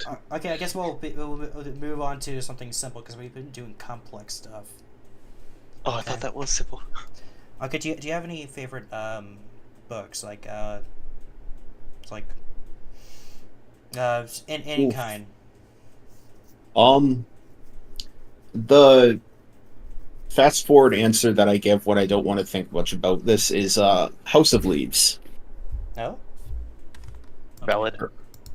Heard of it? No. Oh. It's basically postmodernism, the book. The book gross. is larger than the actual cover page on it. Seemingly random words are dyed different colors. The narrative breaks apart into 4 different narratives all at once. And generally the whole thing looks like an incomprehensible mess. But once you start piecing stuff together, all of it really comes into this kind of genuinely touching, quasi-supernatural narrative that's simultaneously about an author struggling to finish their work and a young delinquent's struggle to define themselves and sort of come to terms with what's happened with their life. Ugh. It's definitely not something for everyone. I will flat out state it's not something for everyone, but if you're the sort of person that likes reading stuff that looks pretentious, but once you get through it, you're like, oh, but that was really, really nice. I've really enjoyed that. Then it might be for you. Ooh. Just because something looks or is pretentious doesn't make it bad by default. It just means that it's trying to cater to what it is considered a more cultured audience. Ooh. Gotcha. That actually, Greg, I'm glad you brought that up because that actually brings me to a question that I had earlier. In a lot of writing works, authors like to put in little Easter eggs throughout the writing. For instance, right now I'm hugely obsessed with Epic the Musical. And in almost every song, you can hear callbacks to every other song. What are your thoughts and opinions on like tiny things like that, and maybe little notes or Easter eggs in both games or writing? Yeah, I mean, it's sort of like the thing that Les Miserables does, where every song sort of blends into one grand general piece because there are so many callbacks and call forwards, stuff that happens later. Sure. Oh shit! Have you not seen Les Miserables either? I've watched the old timey movie. Oof. Okay, well, I recommend seeing the musical. Not necessarily the movie of the musical, but the musical in and of itself. Gotcha. Yeah. Assuming you're really into the whole story of one dude's life from adulthood as a criminal up till dying of old age, while France is going through the middle of a revolution. All because of a piece of bread. Yes. You shouldn't have stolen that loaf, Jungle Zone. You should have dropped it. Fucking officer's gonna get your ass for that. Hey, dang straight. I want to add to that. So you're saying like callbacks, like authors, like or just creators in general making callbacks to like my earbud just died. Hang on, can you hear me? Okay, my earbud just died. Yeah, I can hear you. I can hear you. Here, I'm glad to turn down my speaker volume so it doesn't go back into the microphone here, because both my earbuds are. It wasn't. Now. Okay, good. I mean, it could. Testing 1, 2, 3. Okay. Okay. 4, 5, 6. So you're talking about like callbacks, like I have a response to that, but before I go into that response, kind of specify what do you mean by like callbacks. So like me or him?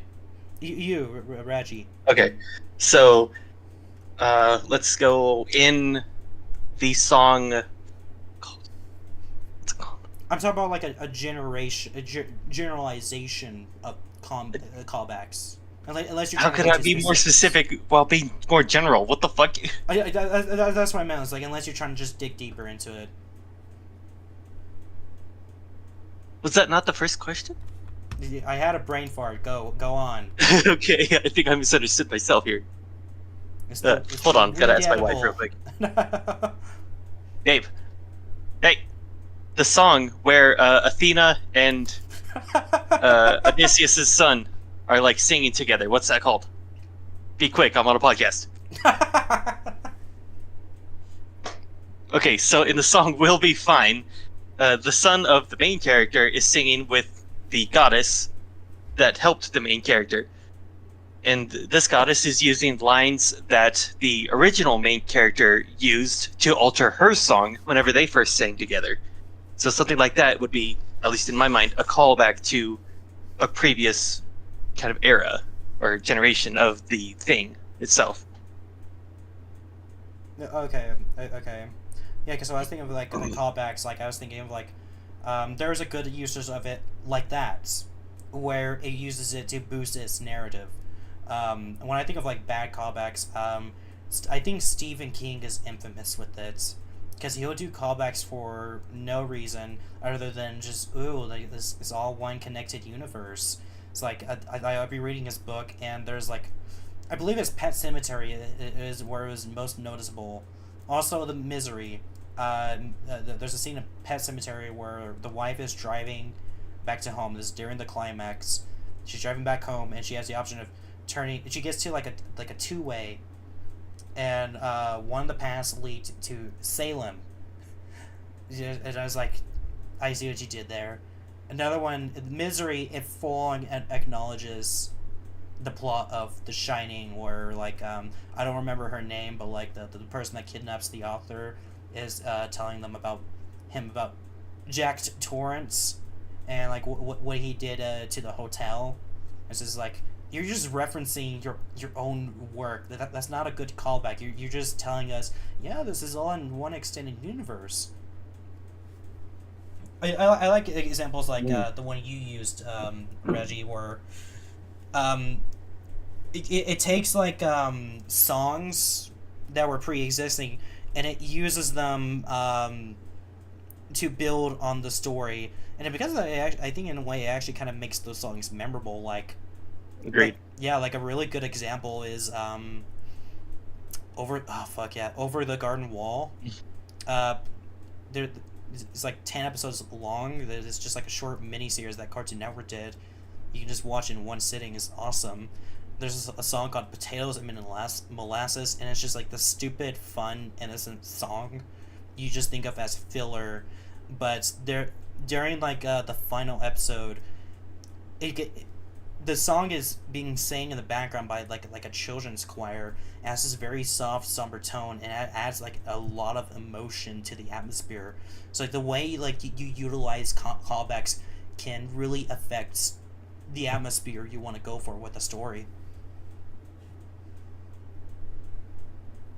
So when it's building onto a previously established element instead of simply acknowledging that it exists. Yes. Yes. Isn't that what good fan fiction does to some extent?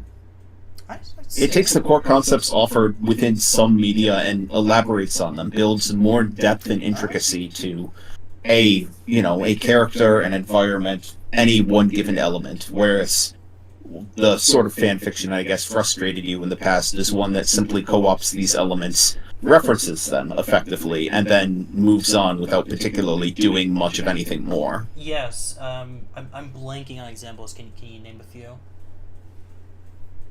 Examples of what? Like fanfics that utilize that, something that jump out to you. Oh gosh, like I said, I haven't read anything in quite a while, particularly not of that sort of transformative variety. Wish I had, though, because I feel like there would be a lot to discuss from a particularly good example. I know,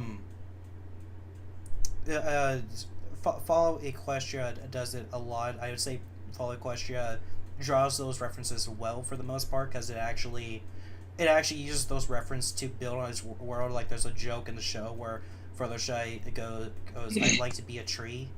And Follow Equestria, the first time the characters actually meet her, she's a tree.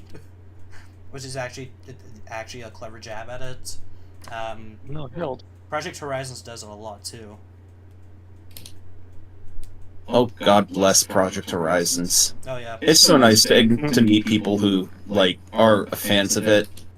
Because it's such a contentious work, but my God, am I enthralled with basically everything in it. I want to have Somber on the podcast. The only reason why I haven't yet is because I am trying to finish Project Horizons.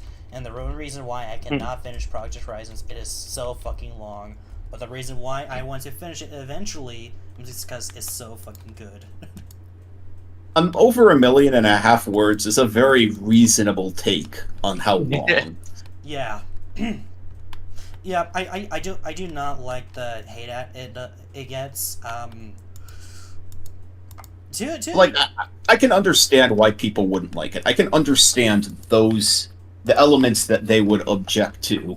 But I think the fundamental point of contention I have with that is that they see it as a collection of those elements only, and I definitely see it as more than simply that. fucking okay, so I'm just saying this for the audience. This is kind of a spoiler, but I think it's well known enough that it was obvious it was going to happen. What's the chapter where Blackjack meets Little Pip? I can't remember, chapter 20 or something? Chapter 20. It is right after that thing happens to her. Yeah. I don't know. I just asked because I'm looking for that chapter because there's actually this very funny comment from Present Perfect where he was just really pissed off by the amount of fan service in that chapter. Where is it?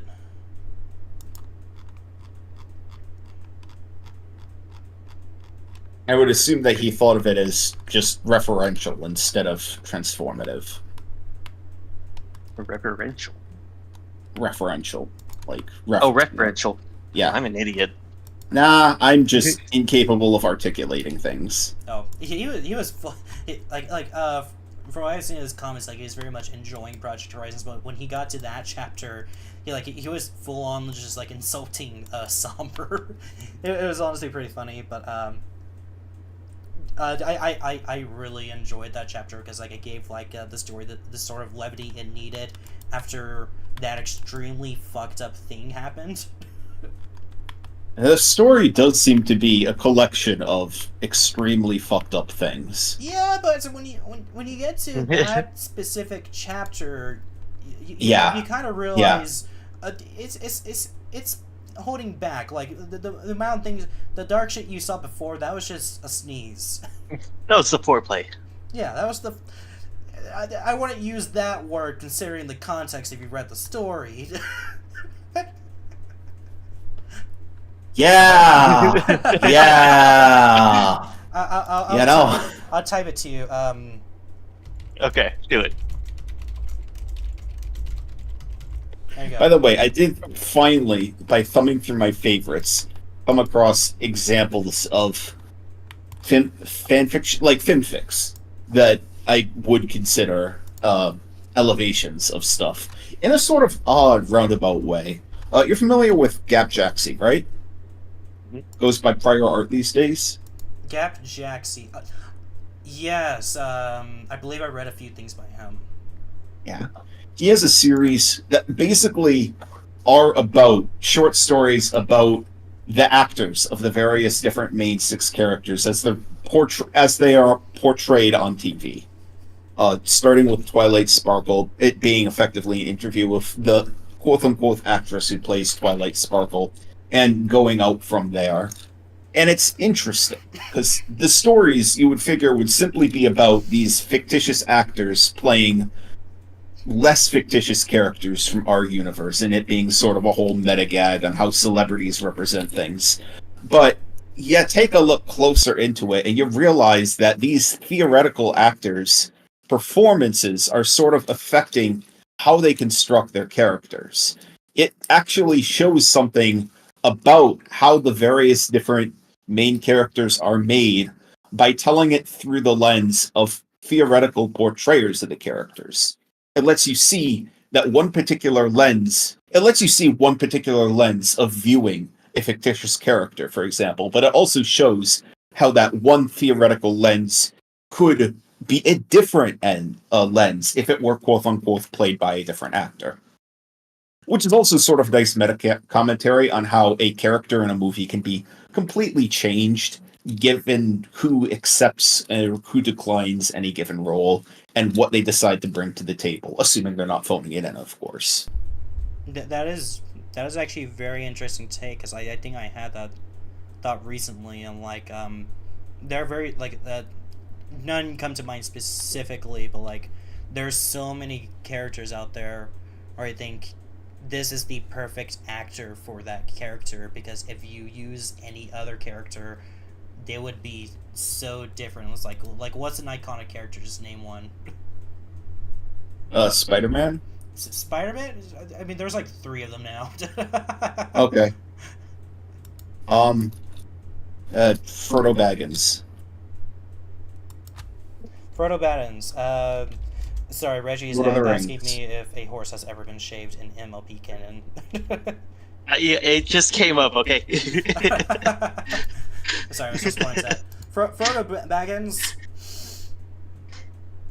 Okay, I'll give a better example.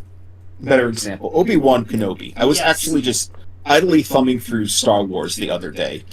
Two main actors for it, right? One for the the original trilogy, one for the prequel trilogy. You can definitely see the difference between the wise old man approach, the fatherly figure that Alec Guinness uses for A New Hope, and then you can see the younger, sprier take that Ewan McGregor brings for Obi-Wan Kenobi in the prequel trilogy. You could also see how the characters connect too, or at least you could see how Ewan McGregor's take might eventually transform, mature, grow into Alec Guinness's take. But there are elements that always remain consistent there. There's always the respect for a younger generation, even if it doesn't necessarily, at least early on, come across as a degree of respect. There's always an interest in doing a right thing for the greater good, even if what is the greater good is defined differently. And there's always an attempt to look at the big picture, regardless of whether those attempts to look at the big picture are successful or not. Yeah. You can look at the two, you can see two very different interpretations of a character by how they're acted, but then you can try to fit them together, initially think that it might not mesh, but then look a little deeper and think, oh wow, this is actually perfect.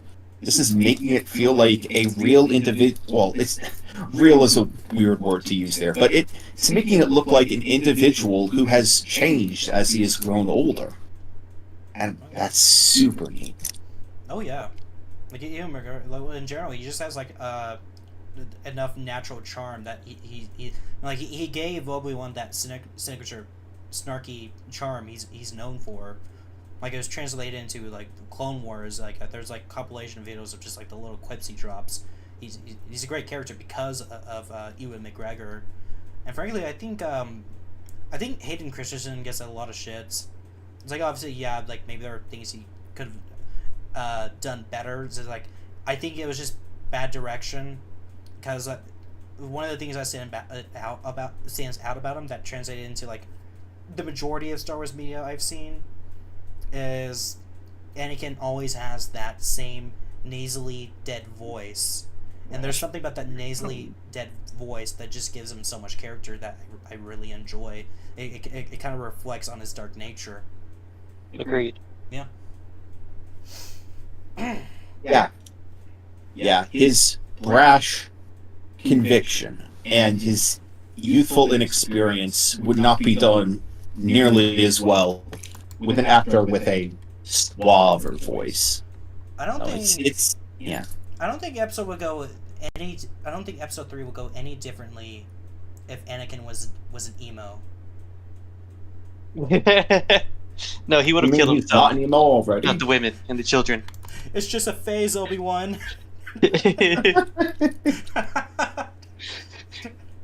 He's all singing one Blink 182 in Mustafar.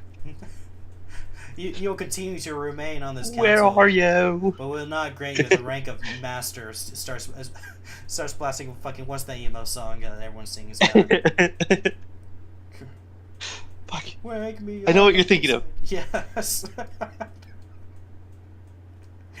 God, I would watch. Have you guys? We're getting off topic here, but have you guys seen that one airing in Brazil of they decided to air the original Star Wars trilogy in Brazil without ad breaks, but they wanted to find ways to put advertisement in this. So Obi-Wan would be explaining to Luke that his father was this great man at one point, was like a brother to him, and he says, he left something for you. He opens up a killer and just hands him a can of beer. Cerveza Cristal. Yes! Love that. I gotta... If anybody knows where I can find like a recording of the original airings of those, like the full movies, please send it. Because both Reggie and I, we have this person who's never seen Star Wars, is kind of uninterested, but is saying they'll get into it eventually. I wanna I want to show her that one specifically and not explain it. Yes, I've been slowly working it into her. Yes. She'll fall to our side. She'll fall to the light side of the Force. She'll fall to the Star Wars. Oh. On that topic, we've been getting deep into like the writing aspect. Let's get into like a little lighter topic. Have you seen Andor? I've been hearing that's the good one. Andor. Nope, I can't say I have. Me either. Neither. Have you paid attention to any like Star Wars media as of recent? I'm pretty out of the loop when it comes to virtually everything. Despite my big words, assume that I am a babby when it comes to upcoming content. Okay. The old baby. What is something you're you're a huge weep for then? Oh wow. Talk about that. No. Let's go into what you're a big weeb for. What I'm a big weep for? At the moment, Muggity. Let's see here. How'd you like it if somebody asked you questions? Want to get to know you for once, punk ass. I'm getting uncomfortable. I'm one of those people, like, I jump from media to media. I do not pertain to, like, one thing at a time. And to the point, I kind of do want to calm down with it. Just like, I want to know what it's like to be a teenager again and just be completely obsessed with something. I know the feeling now of what it was like to really like and appreciate something like Alan Wake, but like not to like an obsessive degree. It's like I like Alan Wake. I like that. I want to follow that franchise. I think it's really creative, but at the same time, I acknowledge like flaws in certain things like gameplay. I played this game recently called Days Gone. I mentioned it earlier, and it upset me a lot because it got review bombed upon release, and I go and apparently it has a cult following, and it is now respected as a masterpiece. I don't think the game is a masterpiece, but it is a zombie survival game, and it tells a very good heartfelt story about like trying to, like, the main character is lost his girlfriend at the beginning of the apocalypse, so it becomes about he's trying to let go of his past. The characters are telling him he needs to let go of his past, and you gotta keep in mind this 35-hour game, so when you think you're approaching the climax, you're really at the midpoint, and at some points the character finds out there's a chance his girlfriend is still alive. So the theme changes from letting go of your past to using your past, to embracing your past to understand who you are as a person. So nice. Yeah, it just like real therapy. Yeah, so it deals like with actually really well explored themes, and if you go into like those older reviews, it goes into how the story is lame, the relationship between characters is really boring, when it's actually the exact opposite. Like, the characters are actually the most interesting part about this game, because they all tie into like one unifying theme of past and keeping people close to you during your times of need. And you got to keep in mind, this is a zombie apocalypse game. And it does have like those fun shooty aspects, like you can kill, like you fight like hordes of zombies, and when I say hordes, you can fight hundreds at a time, and you actually have to come up with strategies on how to fight them. So I'd say like that was like one thing I was interested in recently. Yeah. What about you, Reggie? I was listening to anything. What is something you're into right now? I've recently gotten back into the Mass Effect series, so kind of just working my way through that. I don't really know how to fangirl about these things. No. It's so nice to hear people talking about. I guess we talked about Mass Effect earlier, but oh, nice. Yeah, it's so frustrating to try and talk about Mass Effect storytelling choices and character tropes and ideals, and then to realize that the person that you're talking to is completely unfamiliar with it. Oh So, yes. on one hand, it's totally reasonable. Like, not everybody is going to read the exact same things, but it's on the other hand, it's like, no, but I got very invested in this, and it means I have so many words to say about it. Please, I want those words to make sense to you. Real. Yeah. But yeah, my wife and I we write stories together, and we've just started a zombie apocalypse kind of crossed with space exploration kind of thing. Wait. Did you say wife? Yes, wife. You heard me correctly. You- Common law. You got married? No, we didn't get married, dickweed. Okay, go ahead. As much as I want that, it's just not happening. Okay, go on. But yeah, and that's really inspired me to get back into Mass Effect. I haven't played it since I was a teenager. You know, I'm 25 now, and I'm just having a lot of fun going back through the characters, re-meeting everyone, Talizora, and like remembering her names. Then the giant worms that you have to fight off on the planets. Just all these nostalgic memories are coming back to me. Learning about the different species again, who they are, what just how in depth the world was created. And then the fact that you can carry on from game 1, that same save can carry on all the way to the end of game 3. I'm getting very interested in Mass Effect now. Yeah, you can find it on PlayStation. You can get the Legendary Edition, comes with all 3 games. Yeah, I played the introduction. I know about like the choose your own adventure system. I know. I only know the one part where Oh my god, you yes. can have sex with the one alien, but like having sex with what the alien kills you, so you just get a game, the dumbest game over. Oh! I remember who that is. I actually I actually did think of something I am obsessed with right now. To the point that like I encourage fucking anyone to play because it is the rarest experience you can ever have playing a video game. Because like it was like I'm 25 cynical. I was in tears multiple times while playing it, but near Automata. Yes. Yes. For those not familiar with the Nier series, you don't have to play them in order, but there's like Nier Replicant. Nier Replicant is a remaster of Nier, basically. The way it tells that story is you play the game once, and the story is very good, but there are several things that go unexplained to the point that when you reach the ending, you're kind of left with this very unsatisfied feeling. So it's after you go through the credits and everything, it says story B is ready. So you load up a new game, and it tells the same story, but it gives context and new dialogue to certain things you didn't have context to before. So it completely, even though it tells the same story, you have a completely different perspective over what's going on, and you feel nothing but bad for the main characters as well as the enemies you've been fighting the entire time. And I did not finish story 3. You gotta play it 3 times. I did not finish 3 for Replicants, mostly because it was free on PlayStation Store at the time, and it's like a $50 game. I do not have $50. But apparently story 3 is meant to tie together. This is what makes Nier Automata interesting. It does that. Story 1 goes through the same format, tells a very nice story.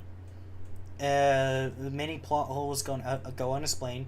Story 2, you play as a different character, still the same story.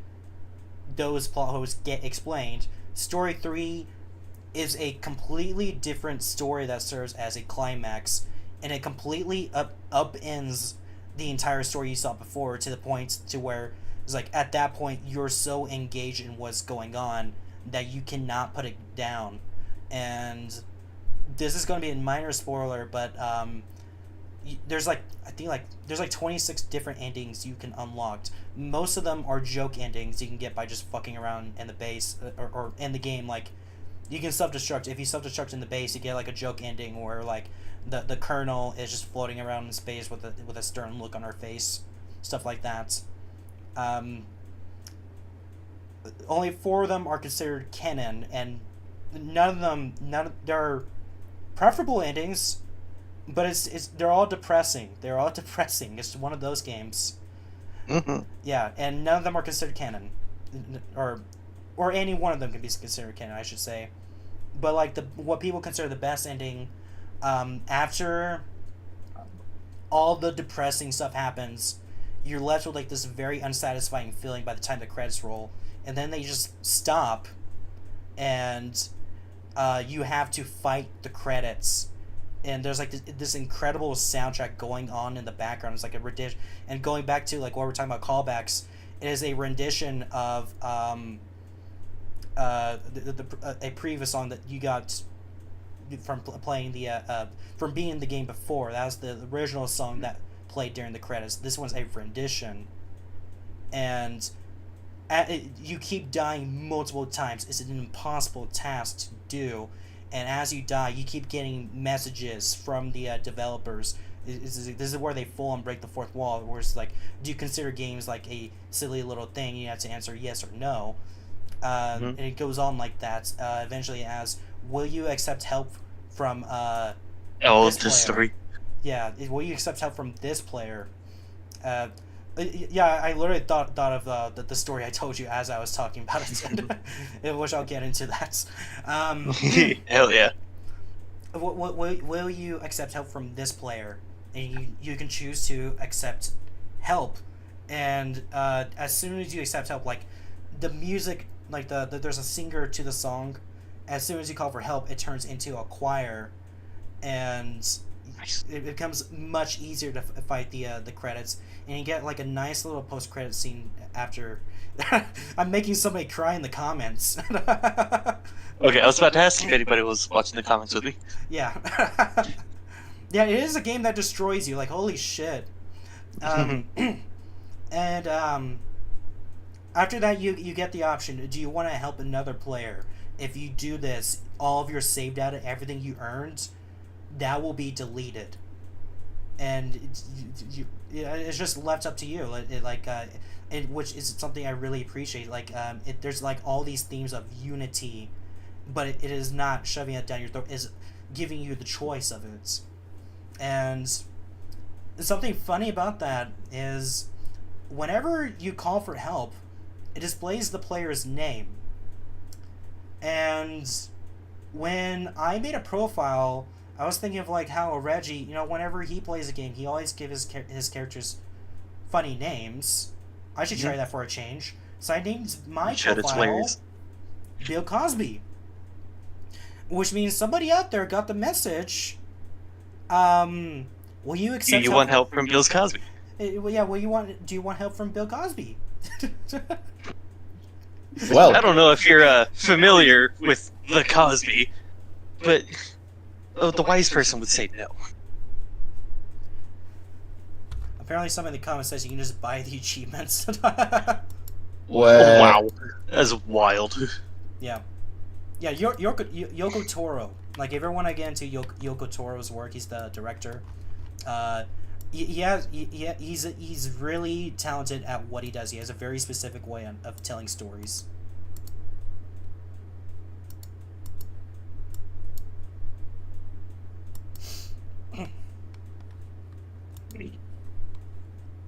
Just let the silence persist for a little while longer. Yeah. I have a question, but I want to see what happens. I mean, are you waiting for a response from the audience? No, just waiting on silence.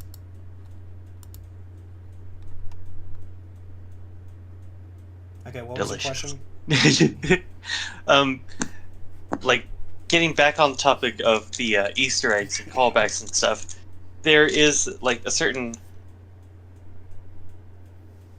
I don't know what it's called, like a kind of finesse whenever it comes to putting in the wacky and playful ones, such as the dog ending for Resident Evil 2. Do you have any thoughts on putting in unserious things like that don't really build onto the world, or just kind of go against canon in a really not serious but playful way? People need levity. There's nothing wrong with that. Often it can be nice to take a breather from the gravity that comes with something. And as long as people recognize that you know, humor is humor, and they're doing this to like help let them take a breath instead of being totally drowned out by the atmosphere that's been cultivated around them. As long as people get the joke, are in on the joke, then it's a good joke. Gotcha. Oh yeah. No, I'm pretty sure it's the Resident Evil series. Let me look it up. No, it's Silent Hill 2 that has the dog ending. Yeah. I love the dog ending so much. Yeah, don't you have to play like the game 4 times and like collect like all the? Oh shoot! Yeah, because there are like 3 different endings if I'm right, and if you do like the 4th game, you can just go there right away if you enter the specific building. Yeah. Real quick shout out to Tiamat. You're absolutely right. It is Silent Hill 2. Yeah, I'm thinking of like humor and levity. I think this goes without saying. Marvel handles it poorly. Absolutely.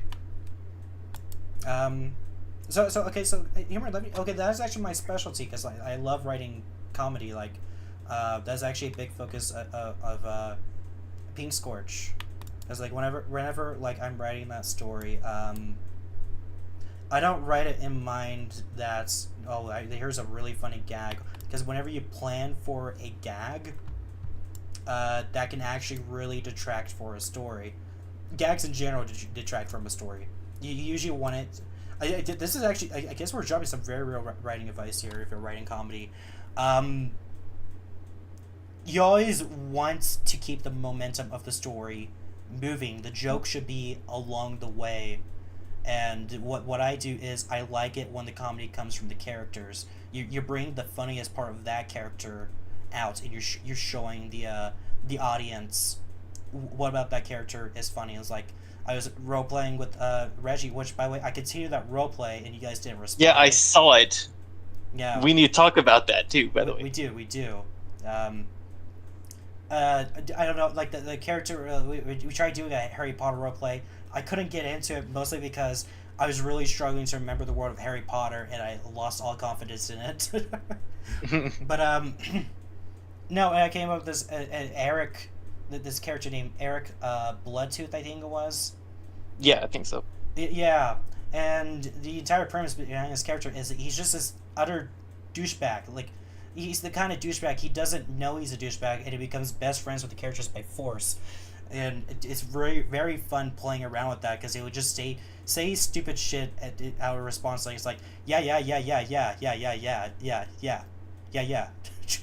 Just, you can just get away with like really dumb stuff like that. That's like my favorite part about like writing humor into stories.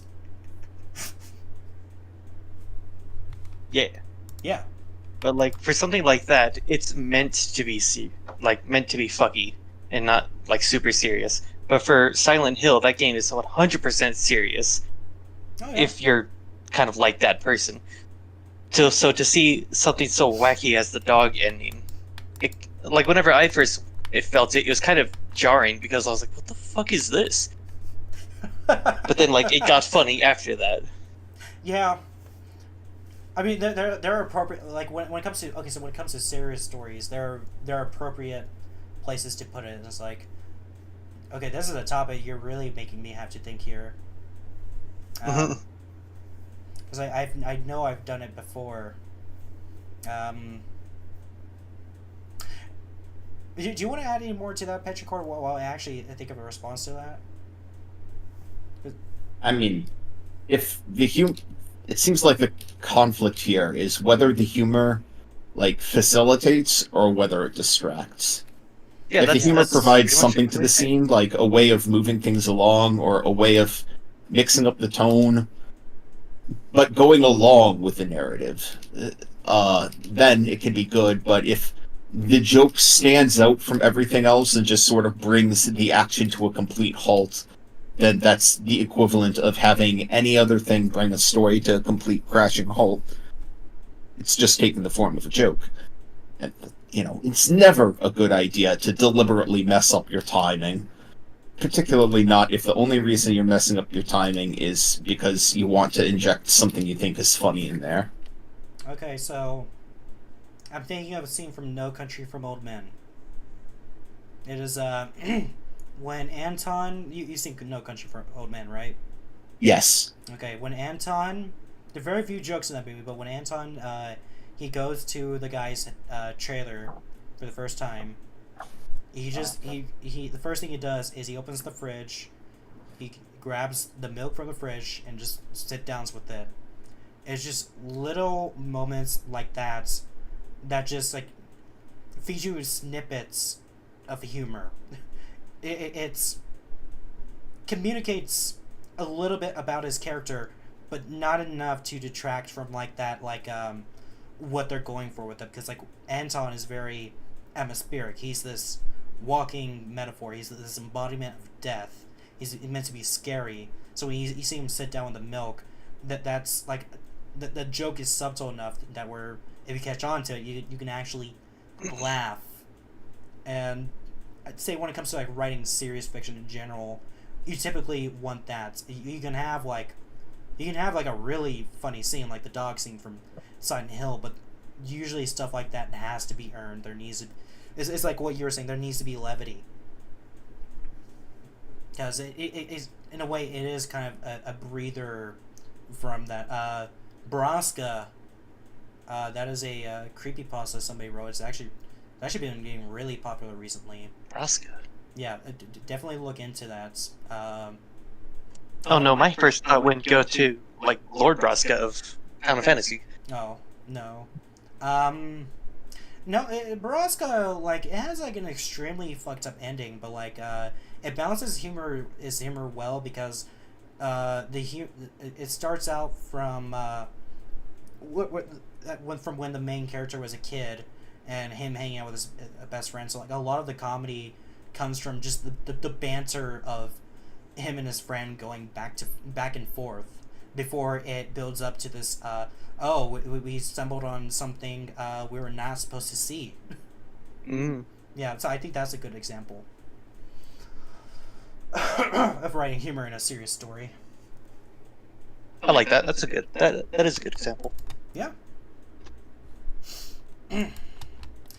That actually brings me into another question. I have this thing about like writing advice when it comes to banter, and when it comes to like dialogue, basically like it's like one of the most basic writing advice you can give to like a beginning writer, and it's very understandable because it is effective.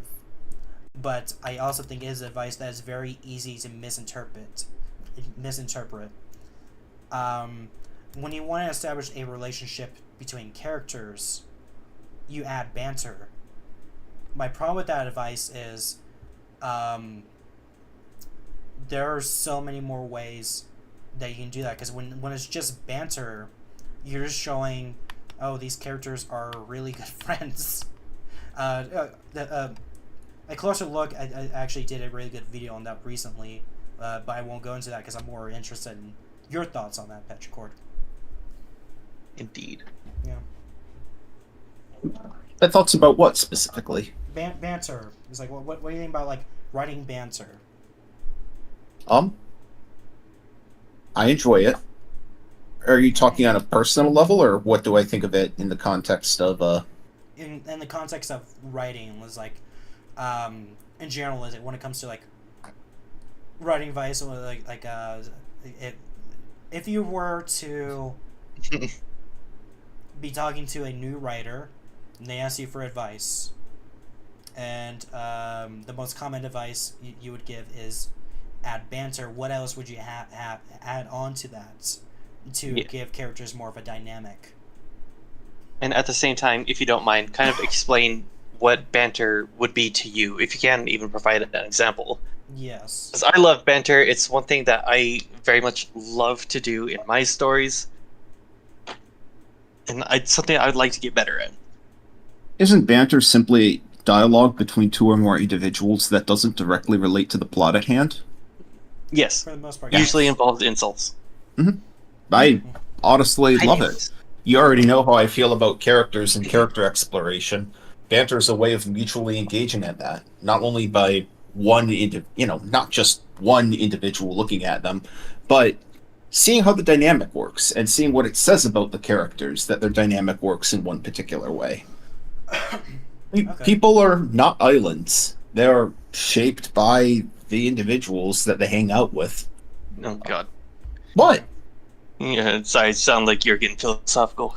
I always get philosophical. We've been doing It's that like this entire Hell my yeah. default approach to shit. We've been So. doing that this entire cast, and Petrichord has just been letting us talk. Ah, yes. Yeah, you guys have fun and interesting things to say. I don't mind listening to you talk. I My brother, appreciate it. this is your interview. Or sister, if you're like. Okay, I don't know. Okay, so I asked that question because actually it was because of that a closer look video, and it actually. Sorry, I'm getting over a cold. No, it actually covered a subject over banter. Like I thought about because like I think there's this misconception when it comes to banter that there's usually more you want to add because yes, banter does establish a relationship between characters, but it's the reaction those characters give that matter most. It gives like it communicates everything you want to know. So like in that video he referenced Sherlock Holmes and Watson. Like Sherlock Holmes usually the smart analyst, while Watson is like the straight man. Sherlock Holmes he keeps him in check, reminds him that he's still only a person. So like Sherlock will say something smart, while Watson will usually bring him down a peg. It is who those two characters are on a personal level that make them work when they're together. Yeah, that's just something I want to bring up because like, I feel like like when people hear banter, they just think jokes. It's just two friends exchanging nonstop jokes. It's like, no, it is not. Like when I'm hanging out with Reggie and his girlfriend, there are jokes, yes, but there are constant insults. People get mad at each other. We talk about like things at least one of us doesn't care about. Mostly me. There's all sorts of dynamics you can put into a friendship that can communicates each person individually about who they are. It's almost like that when you're talking to somebody else, you're not simply reading off a script. Yeah. Mm-hmm. Golly gee, who would have thought? What a weird feeling. Yeah. Oh my god. My throat is getting really scratchy. Ah. But nah, conversation is just like a seminal part of the human experience. The more you have of it, I don't want to say the more the better in a literal sense, but yes, please give me some of them bants. Let me soak in the juices of your dialogue. Oh, fuck. I was at work yesterday, and my throat was worse yesterday, and I was taking out the trash, and I guess it had something to do with the cold air, but it was affecting my throat. It's like when I was outside, like it started to get worse. So when I spoke, I sounded so much like Jerry Seinfeld. Like holy shit. Oh, hey, speaking of Seinfeld, did you try out that joke that I sent to you? The joke? Yeah, Oh, Fucking what was it? when was that? When was that? I think it was last week. No, I'm so. Oh, I'm sorry. I completely forgot about it. I got to do it. Hey, it's all good. Yeah, like Yeah. yeah. I was doing one-liners. I only did that once. They didn't go over well. I might do them again. But Thursday I just did crowd work. That's about it. But yeah, I'll do it. Remind me.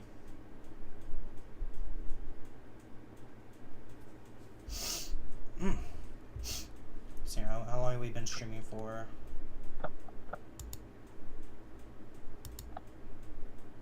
How do you Reggie, make noise. Burp. I'm not ready. There you go. There you go. Okay. We won't be much longer, but I want you to say a lot, Petrichord, because we've been doing all the talking. I feel bad. What do you for mean? I feel like I've been doing plenty of talking. Oh, Like, especially during early on, you got me monologuing for a whole lot there. that's, Yeah. That's true. Oh, I feel like I talk too much sometimes. That's just me. Oh, come Alright, on. so then how Wouldn't about it be this? fun Wouldn't it be fun for the audience to basically hear you interview yourself, but not in a direct way? Okay. Okay, but like Loki, that does sound kind of cool. Yeah. Okay. Like accidental therapy session. Yeah, you're kind of giving yourself up into that. Yeah. And you didn't realize it. Interviewing. It's like open the AI chatbot to have a spicy night, but instead you pick the psychologist personality, and instead of getting what you came for, you come out with a deeper understanding. I'm not going to get into need. specifics, but I was having I will if you ask. No, I was gonna say I was going through like existential thoughts the other day, so I just opened Chat GPT and just asked them existential questions about the future. Oh, I do that too, or at least I did that once. Oh, you did that once? Yeah, that was the first. I should do it again. It's pretty. It's not healthy. ChatGPT says a lot more than you think it would. I wouldn't do it because it's not really a healthy way of thinking. I mean, it's sort of a way of thinking to yourself about stuff, isn't it? Yeah. Yes. I was mostly just asking us stuff like, would my area be safe in the event of a nuclear war? Stuff like that. Oh, I've done that research, and absolutely not. We would not be safe. Oh yeah. We're right. Well, I'm living right next to a Pantex nuclear facility, so yeah. Absolutely. Yeah. Are you safe, Petrichord? I think I remember asking it. Where are you? Oh wait, we've moved on. I don't know. Like, my city is home to some medical research facilities, but on the other hand, it's neither one of the biggest cities in America, nor a site with a whole lot of power or armaments. So I feel like nuking it would kind of be like nuking Alderaan. Oh. Yeah, it serves no real purpose. Understandable. Yeah. Oh. They might do it anyway, just to show that whoever is nuking us is a whole bag of dicks. Whatever empire decides to do that. But yeah, like bombing New Zealand. Yeah. Me. I'm trying to clear my throat. Me. Petrichord, how did you end up getting into the whole MLP thing? Oh. Like, I've met several people that are into it. It's not something that I'm into. My wife loves it. Just like help me understand the fandom a little bit. I decided to be subversive when I went to college and actually went to an RP site for Pokemon and stuff. The admin of there, who is an absolute terrible person, never want to talk to them again, was a big fan, and some of her other friends were big fans, and I was like, well, okay, this has got to be a joke. Let me get in on the gag. It's My Little Pony, for God's sake. It can't actually be good. And then it was actually good. The one episode that I saw, and I was like, oh, maybe I should go back to the beginning. This has got to be a fluke. And then got halfway through season 1, and I was like, well, damn. Right on. And then I discovered that there was a big fandom, and I was like, this has got to be weird, right? But then it was weird in all of the best, coked-out ways possible. Just an absolute glorious shitfest of people doing nutty stuff with art and characters and music and whatnot, and just generally acting like people completely uninhibited at one of those grand parties that gets characterized at being in Ibiza or whatever in the movies. You know the type of affair I'm talking about, where everyone is a 20-something who's drunk and there's neon and a DJ all over the place. Basically everybody acting like that for the internet equivalent of it. And I was like, oh, damn! And then I realized that I was going to end up getting really into this thing, like it or not, and so I just gave up and gave in. Understandable. That's wild, but right up. So like I said, I don't know anything about your personal history, but obviously you got something to do with the whole pony thing. This might be an obvious question, but have you written pony stuff? Oh yeah, I have. Okay, so where do you think that stuff comes from? Do you think you got those ideas specifically because you're in the pony fandom, or did you have these ideas and then figure out that you can actually use the pony fandom as a way to express these ideas? Initially the former, eventually the latter. Nice. It was nice. sort of there was a point in time where I realized that fan fiction wasn't simply reiterating stuff that went on in the show, but actually taking the show and adding something else to it, something personal, something more. And then I decided that's the tack that I wanted to take and just kind of stuck with it. And then I stopped writing effectively altogether, but you know. So aside from the having completely stopped writing, you said it was the former first and then the latter. Would you say that that's due to a change in inspiration? It was, I want to say, being more confident in myself as a writer. Not like, oh, I'm big and bold, I could do this, but realizing that the things I could say were things that people actually wanted to hear me specifically say. They wanted my words, the way that I put them together. They wanted my tone, the way I phrased it. They could have all of these similar experiences from all of these different people, but they specifically wanted to hear my take on all of it, and that was incredible. And then I realized I could share my takes on these different characters, these different situations, these different things. Mm-hmm. And once I realized that was the case, then I just sort of felt like I could, do whatever I wanted. The world opened up to me. That's interesting. It's very, very insightful. Have you tried exploring other fandoms? Not to the same extent. Naturally. Okay. I have, Like, what have you done? I mean, if by explore other sites you mean like gotten into writing fan fiction or looking into music or stuff like that, nothing to that similar extent, but I have taken dives into people's Tumblrs and Twitters for different things and seeing how they made comics, wrote stories, did etc. based on characters or whatnot. I got into the Owl House like that for a brief period of time.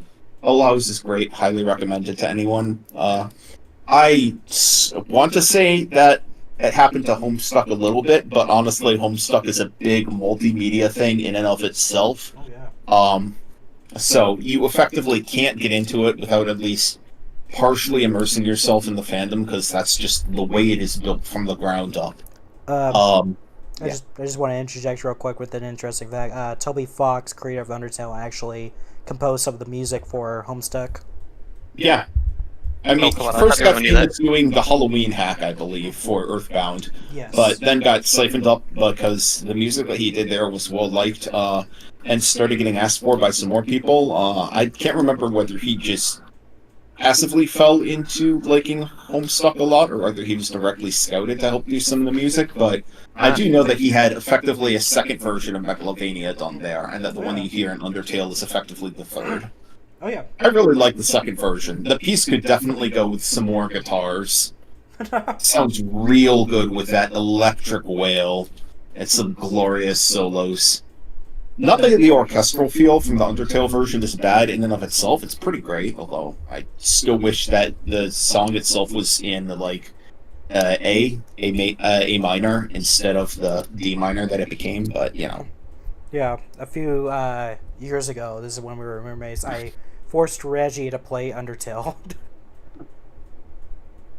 I guess I got into the Undertale fandom in a similar vein a little while back too. I feel bad about the way I did, because I look back at it, I was just like, no, I sound like the fandom, because like when that game first came out, like Markiplier had to stop his playthrough because like he wasn't playing it the way everyone else wanted him to. So it's like, you gotta do this, and then this will happen, just completely spoiling the game for him. And like when Reggie was playing, I was just like, okay, I'm gonna help you get the pacifist ending, because that's the best ending. Yeah, I should have just let you play it however you want. Oh, I was gonna do pacifist anyways. Okay, good.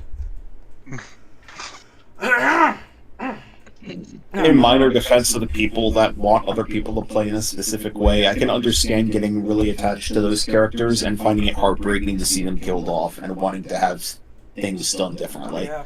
It's still a jerk move, but like, if you really have a thing for this particular individual and you want them to live happily, then yeah, I can understand proselytizing. It's not the right thing to do to a streamer, but it's at least an understandable thing. That's the motive, I feel. This motherfucker bullied Toriel.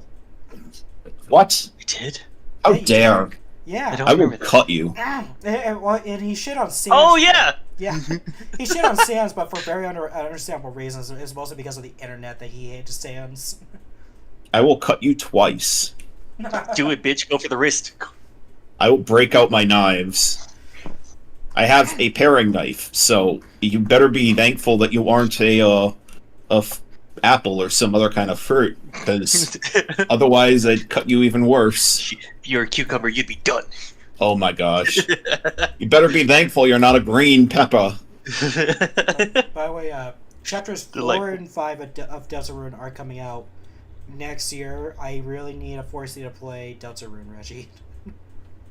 Oh yeah, I still have it downloaded on my Switch. Oh, yeah, we got a plan for that. You know, this is like I like to watch you play it. So like, yeah, you can also get it on PC unless you prefer Switch. Yeah, I prefer Switch. Highly Well, I recommend might do it. PC though. Okay. Are both chapters available for Switch? Because right now it's just chapters 1 and 2. I'm pretty sure I saw 1 and 2. That's what we downloaded. Oh, okay. Oh, Jesus Christ, my throat is very scratchy. I'll be back. I'm gonna get some water. Make some noise. All right. So Petrichord, now that he's gone, what's your favorite hentai? Mod's gone. Wow. I haven't actually seen much hentai, but I did watch A Time to Screw back in college with a bunch of Right friends. on.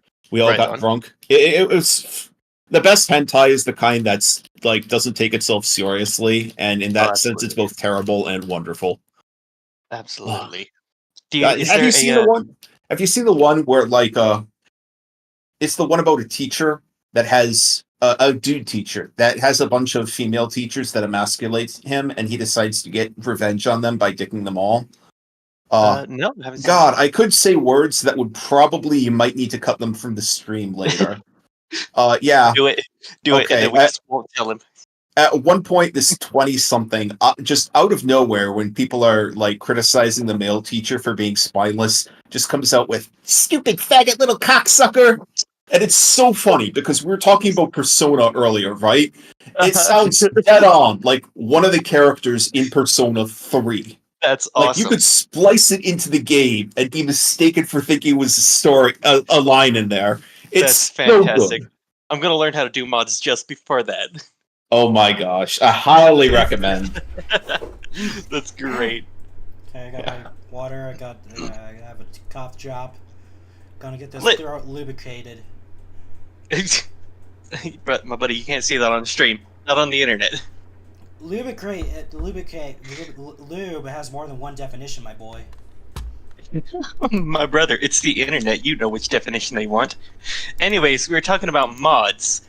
I have an idea for a Lethal Company mod. I just gotta figure out how to do it.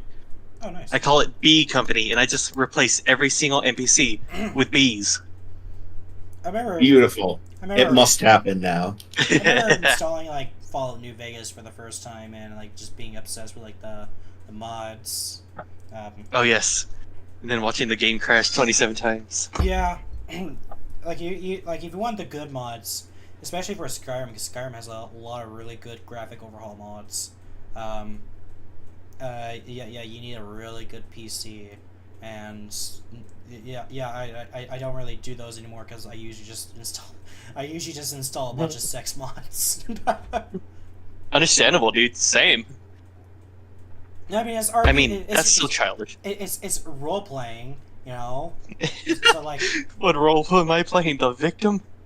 I mean, yeah, if you install the right mod. Hell yeah! This is why the Skyrim community is. I mean, Fallout 4 for You know what? I'm gonna re-download right now. Fallout 4 for the PlayStation, it does have you can do mods for that, but since they're from the Bethesda store, they're usually shit. I'll go re-downloading. Yeah. Just gotta figure out how to search for these things. Yeah. I think we're nearing the end of the stream, but I have an idea for you, Petrichord. Yeah? Usually, there's like a part in the stream where like I like to make the viewer cringe, find ways to make the viewer cringe. I stopped doing that for a while, but I was thinking for you, we can just watch like a few silly videos on YouTube. Okay. and you're gonna try and make me cringe with them? Not all of them, but I was thinking like I already did this once. I think I can get away with it again. I showed the new norm live on stream. And then in episode 2 came out. I haven't seen episode 2. I don't know if you've seen the new norm. I have not. Okay, so we're talking about. Am I gonna cringe? No, it is Fuck yeah. glorious. It's on par with Nier Automata. Oh dear. No, Oh dear. just give. Oh god, no! I remember what the new norm is. Oh, Yes. is that the one where like the Ron Swanson ass looking conservative and that red pony-tailed teenage teacher, like the super liberal one? Is that the one where Mr. Conservative Ron Swanson like fantasizes about kissing the woke liberal? If that is the new episode, holy shit, dude! I think you just spoiled it for me. What the fuck? It's not necessarily like there are gonna be different anti-woke cartoons out there. I know that's a trend recently. It's one of those. Oh, yeah. It might be one earlier than the new norm. I know that's a thing that happens in one of them. It's on par with them. Yeah, I'm just getting my throat lubed up. But oh yeah, on that Nobody note, should stop saying that. when I posted that episode, that was on Simeon's episode. Reggie was also there for that. Indeed. And then you gave me on that note you hated it, which I did take your advice. I don't remember. I don't remember any of that, but okay. No, no. I was going through like the episode in CapCut editing it and stuff, and apparently the new norm song is AI generated, but YouTube did an autoclaim on it, so like there's a section of it cut out for copyright reasons, even though the song's AI generated. Fantastic. Absolutely amazing. Okay, let's look it up. New norm episode. Do we want to show him episode 1? Does he need the backstory? Oh man, I was thinking of something besides the new norm. I was thinking of Mr. Bertram, I think it's called. Oh, Mr. Mr. Bertram. Beast. Yeah, that's another one that a lot of people don't like.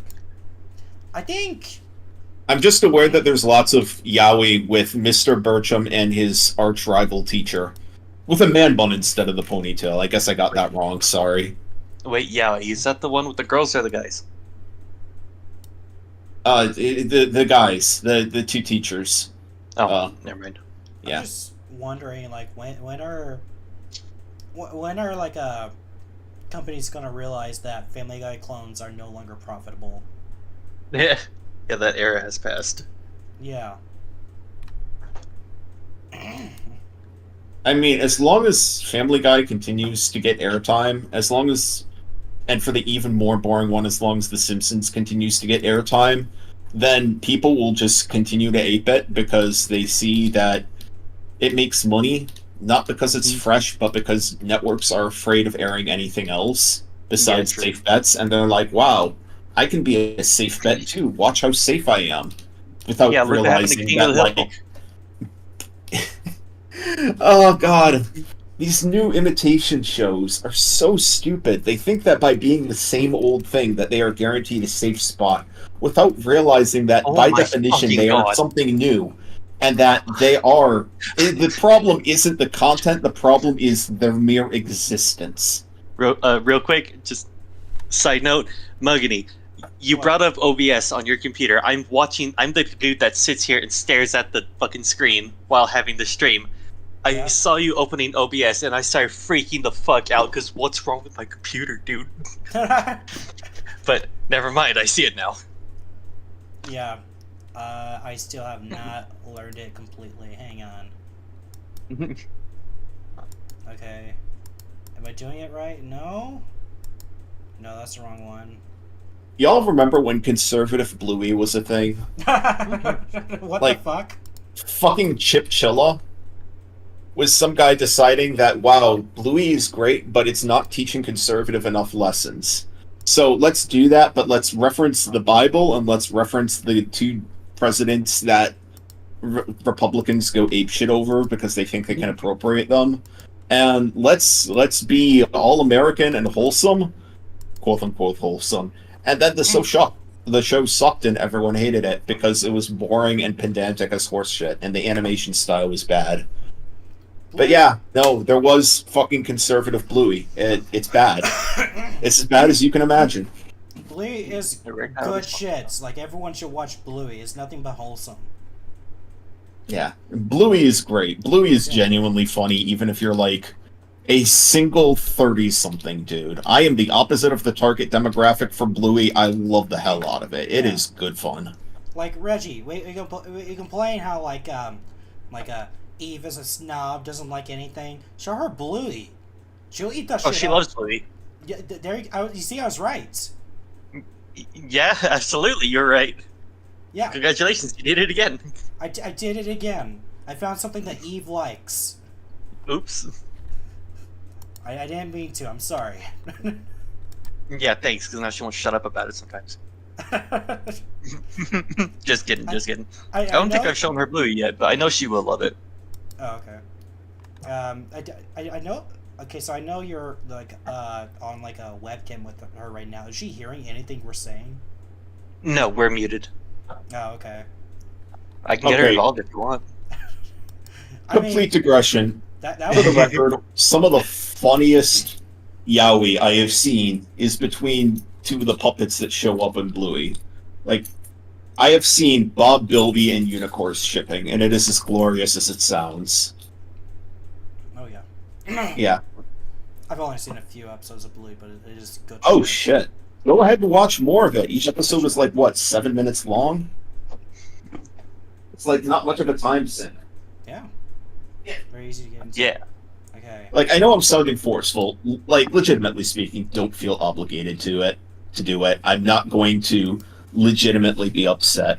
But I will comedically and facetiously say things like, I will shank you, or I will come into your home at night and stare at you creepily while you sleep until you get so paranoid that you decide to do it anyway. Hell yeah. Bro, I love insults, dude. Oh, man. I'll do it. I was playing Valorant the other day, and somebody, after I got a triple kill, told me, I hope you poop yourself in the sleep, and the poop creates a big smear on your bed sheets that doesn't come out in the wash. And I laughed for 5 minutes straight. That's so gloriously creative and puerile. It's just, thank you. You brightened my day with your ire. Oh. Fuck yeah. I was at open mic the other day. I don't think this is a good insult, but it worked out well. Like, I don't...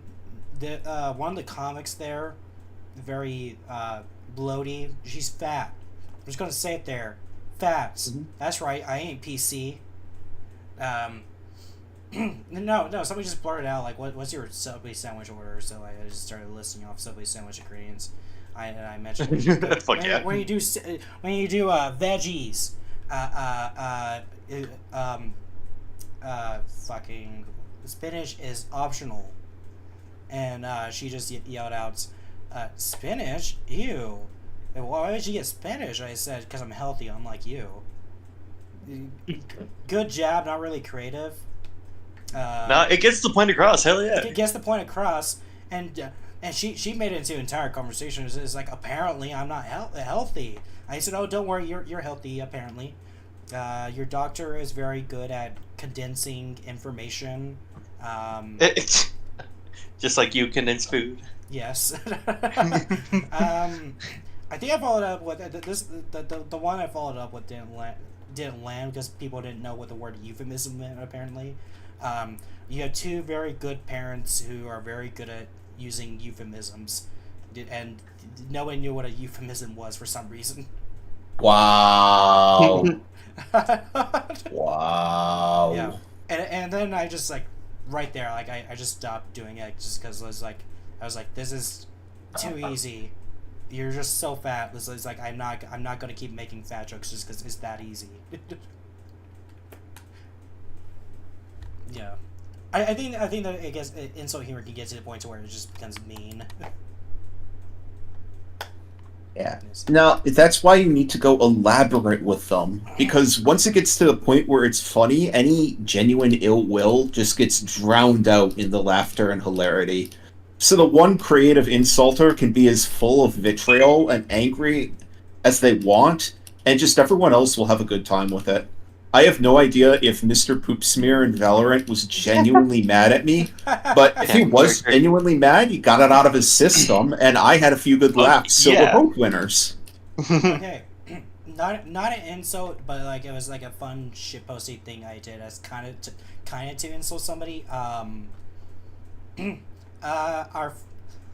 a friend of mine, iStar, you might have seen this drama when it happened.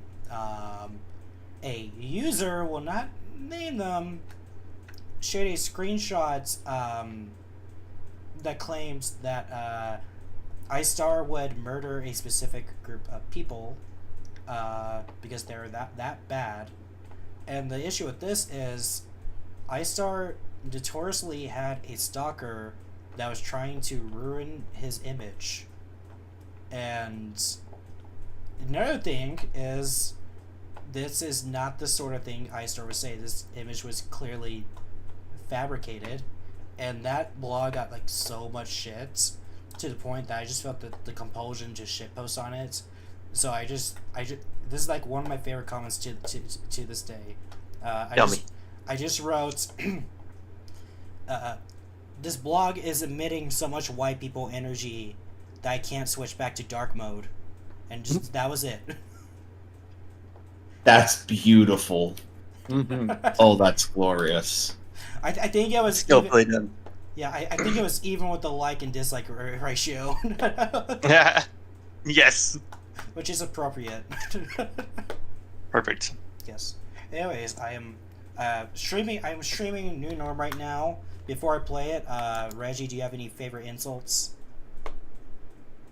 No. Well, actually, yes. Do you remember some time ago I emailed you a write-up? I actually got that from a coworker. A write-up? Yes. You'll remember when I tell you what Petrichord. There it is. Imagine one day you're at work and the store receiver comes to you, dead ass serious face, and goes, "I'm gonna write you up for being gay in a no homo zone." I remember that email. I was like, what the fuck? Yes, I said that to my wife too. She was so confused. Gay in a no homo zone. Oh my gosh. I think I responded but you never wrote back. I did. You responded, then I responded to your response, and then you responded again, and then I forgot. Okay, can you imagine going to McDonald's and like with the same font as "no running by the pool" or "no shirts, no shoes, no service"? Sorry, no homos allowed. Yes, absolutely. I love it. No Homo sapiens. This is an animal restaurant. Yes. Are you guys getting upset? This is an animal-free restaurant. If I can't see your chat GPT robot brain, get the hell out. Okay. Alright. Enough bullshitting. Let's watch something good. New Norm.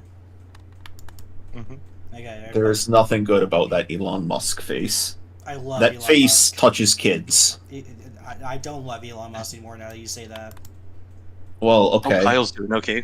I'm amazed that you still loved him after he made that really shitty auto-tune rap about Harambe back in 2016. Oh, that was funny. It was funny, but I think that one is like, even if you loved it, you have to be like, no, I'm sorry, this is beautiful, but just no. We're breaking up. I'm dating this song instead. Like, he's doing good things with Twitter right now. Like, he took away the ability to block people. I really like that. And remember the thing where he took away, or where he made flamethrowers? That was pretty American of him. Like, for a Dutch guy, that was a really good move. Oh yeah, that was actually fun. Well, like, it wasn't an actual flamethrower. I think it was like a torch connected to something. And when you looked at like the Tesla website, it was cataloged as, this is not a flamethrower. It was like Yeah, because then you need a license for it, dude. You needed a license for it? I thought the whole point of it was you didn't need a license for it. Yeah, exactly. It's a weapon. If it's cataloged as a weapon, then you need a license to have it. So if he just tells everyone that's not a weapon, when it clearly is, then you don't need the license. You can just buy it. Oh, there you go. I like that there was a time where Elon Musk was actually respected, and that was mainly before he hosted in SNL. For real. Dude was like the closest thing we had to Batman. Yeah. he had an appearance on Joe Rogan, and at the time, like, that appearance was generally respected, especially the part where he took the blunt from Joe Rogan and started smoking weed. Yeah.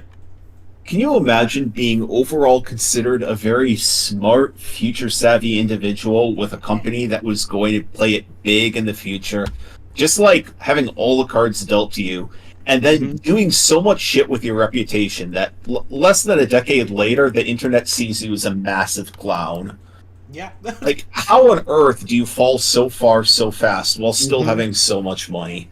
He is an anomaly on the face of the 21st century. Somebody like Elon Musk should not exist, and yet he exists. He's one of those anomalies. Is like he's definitely damaging our culture, but there's so much to his character. I just can't look away. I just love like this guy is the foil to somebody's main character. Yeah, but just who? Just who? He's the villain that doesn't know he's the villain, and that will be his. That will be his big character moment. That when it happens the climax and all the just waiting on the villain arc when he hits he revives Osama. Yes, he hits the self-destruct button. The building is rumbling. The main character comes running up to him after they defeated his giant mech robots. He's just lying there coughing up blood, and he just has this moment of revelation before finally passing. This is the Elon Musk yes. I know. The hero is kneeling next to him. He picks him up in his tender arms. Elon, no, you were my friend. We're cooking. It didn't have to end like this. By the way, the hero is the guy who owns Amazon. I can't think of his name. Oh my God, Bezos. Yes, Bezos is the hero. You know what's going to happen is that during those last dying moments, we're going to get a montage of his life, and it's going to play fucking acoustic guitar and look exactly like something out of an episode of Rick and Morty. You know, when out of nowhere they end things by having that really sad montage of someone dying or Rick being depressed, it's going to be that. Yes. And then at the end of it, based on a true story, it's just a picture of Elon. Yes. I love that. I hope it's that one picture of him swimming at the beach where it's a nice side view and you can see his fucking pot gut. That one makes me laugh every time. Okay. So can you guys see the stream? Yes. Yes. The one through Discord. Okay. 2.5 minutes of pain. Let's see if I can sit through this. Okay. 3, 2, 1.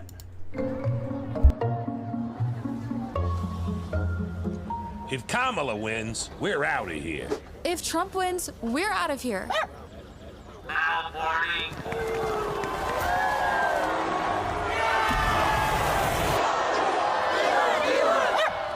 No, they eat dogs and cats. Your side eats dogs and cats. Our guy just sings about it. They're eating the dog.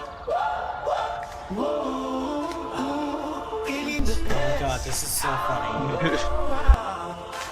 Shut up. Maybe we all can get along. Look, a lesbian. There, on the slope roof.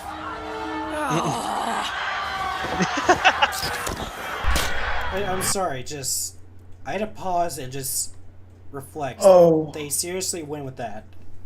Absolutely. Fuck yeah. Wow. Reflecting your real life miss in real life. Okay. I thought Obama was behind it.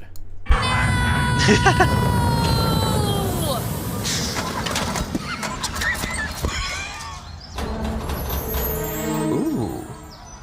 Ha! A DEI hire. I wonder what this button does.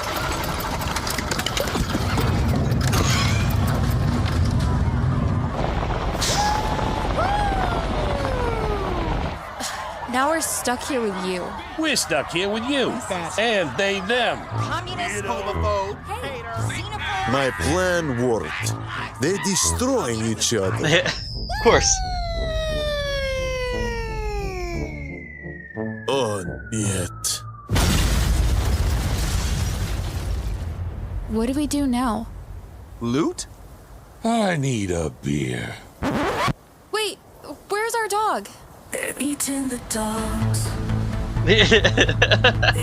What the fuck is Fantastic. What the fuck is going on? You just shut up and enjoy the ride. You're right. I'm sorry.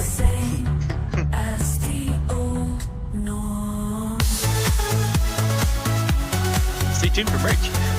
Oh shit, Muggity, did you know episode 4 of Digital Circus is coming out? I'm Norm. Oh yeah, I saw I that. want normal beer. Fuck yeah. Problem is, nowadays, beer's covered in rainbows and drag queens. If only there was a better way. He's Turn any saying beer into normal beer. The thing. With The first the normal episode he beer says, cozy. Get the "Why is normal all beer gay? I want cozy normal beer." now and make every beer and a they're normal beer. profiting off that one joke. That was it. Check the comments. That was just Wow. that was an amazing episode. Agreed. Yeah. Great episode, guys. No,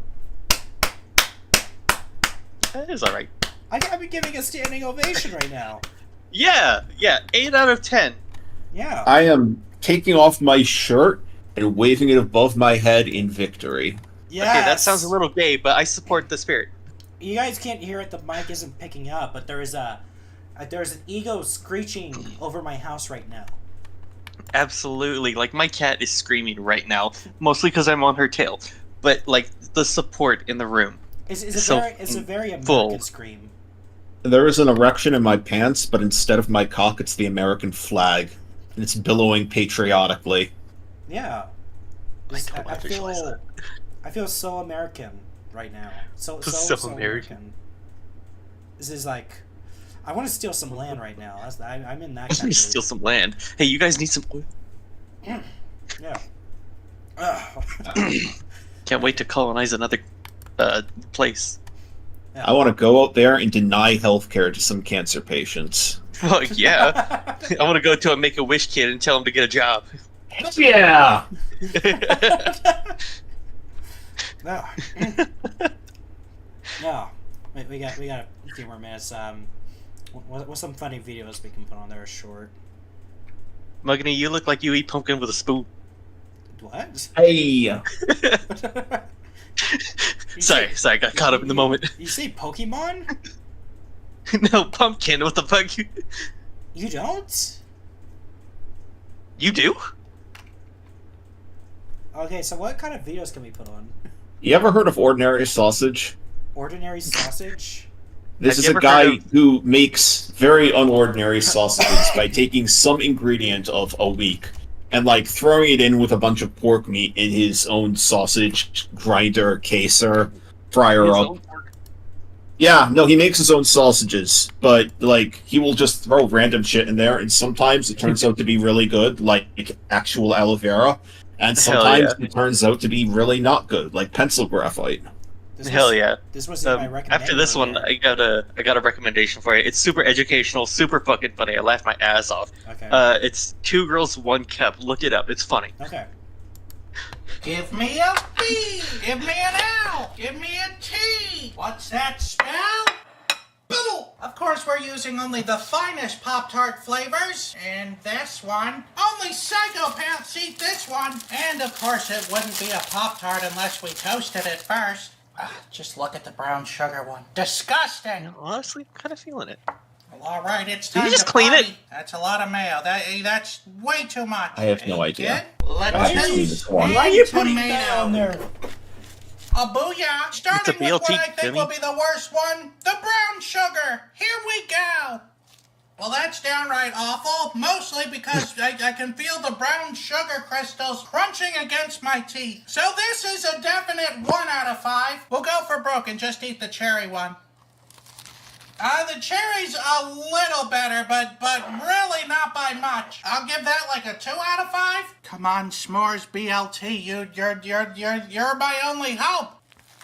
And the s'mores BLT is the best one, but really not by that much. I'll be generous and give the s'mores BLT a 3 out of 5. They fall apart as soon as you bite into them, and the sweetness definitely overpowers the savoriness of a normal BLT. So I'm comfortable just averaging this out and giving this plate of garbage a 2 out of 5. Bop, bop, bop, bop, bop. How educational. Super educational. Oh my gosh. Surströmming sausage one is great but long.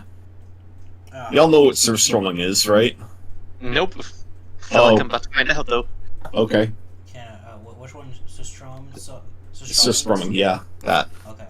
Well, hey there, folks, and welcome back, I guess. Surströmming sausage, you asked for it, I deliver. That's how it works. The can's got some bulge going onto it. It's starting to gas up in there. A delicacy from Sweden, from the Gastahanos Fisksalatadori brothers. Oh, good. We haven't gone past the expiration date. So enough talking. Let's crack this thing open. Give it a whiff. All right. What's with that weird seal. Oh, that's not a good hiss. I smell it now. It smells like sulfur. It's very bad eggy. We're gonna have to throw out the can opener. It's landed in the juices. I gotta stick my fingers in there. I don't want to touch it. I don't want to touch it. Holy God. That is a smell you will not soon forget, my friend. If you've ever ran on a treadmill for an hour and then stuck your finger in your belly button, that's what it smells like. We're gonna have to burn everything this thing touches. God, it smells. Now, who is the first person to look at this and say, yeah, let's eat that? That's a fate worse than death. That's a whole lot of juice. I'm not comfortable with this episode anymore. We're definitely gonna have to mix this with pork because there's not enough here to make a good sausage. And quite frankly, I don't want to eat it on its own. The air fermented herring, if I'm not mistaken. Oh dear God! Please no, I can't even take fresh herring. People are crazy.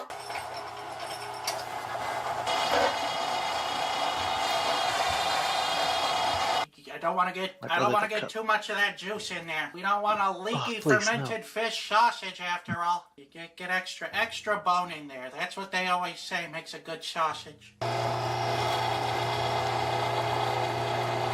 Oh dear Lord. Somehow more disturbing than the balut sausage. It's like from The Shining. Yeah, you know what? It's an improvement, but I don't want to be accused of going half speed on this, so we'll give it a little bit of that. No. Juice. No. This is one for real. big disaster.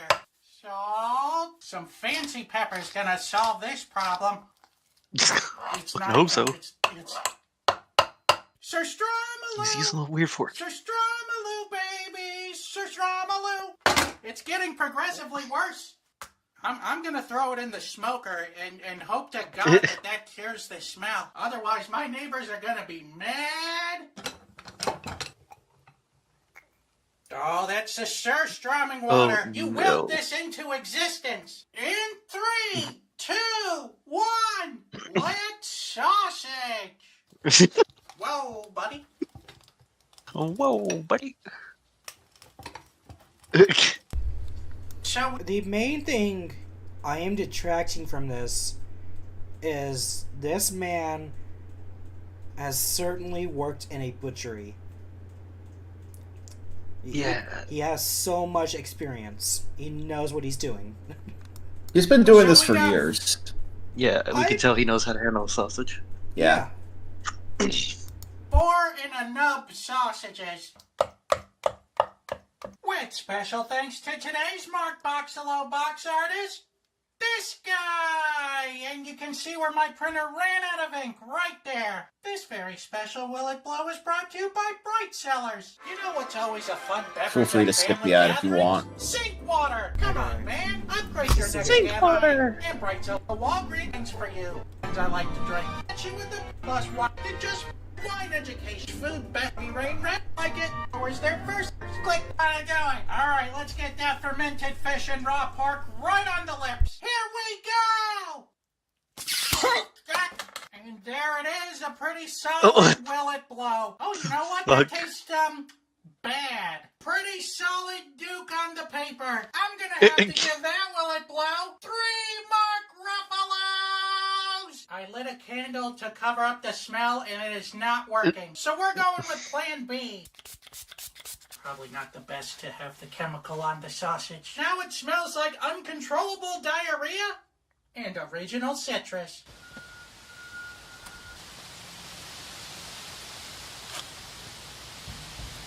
He just throws it in there. Oh, halfway done. They're looking strange. So good news and bad news. The good news is the sausages no longer stink like fermented fish. They look good. They smell like a normal smoked sausage, so good for us. The bad news is the basement smells 100% like the Surströmming still. Well, 99% surströmming and 1% poopery. The poopery is in a losing battle. I mean, I bleached the table, so the stink is not coming from that. My only guess is that I got some of the juice on the ceiling beams. And if that's Don't the ruin a case, good that hot dog, smelling no. never coming out. Let's, oh, it's on the floor. That's gonna be now our cut open sausage. Ew, so let's open it up and see how we did. Looks normal. Oh, there's a little bit of that fermented smell, but it's not too bad. All right, here we go.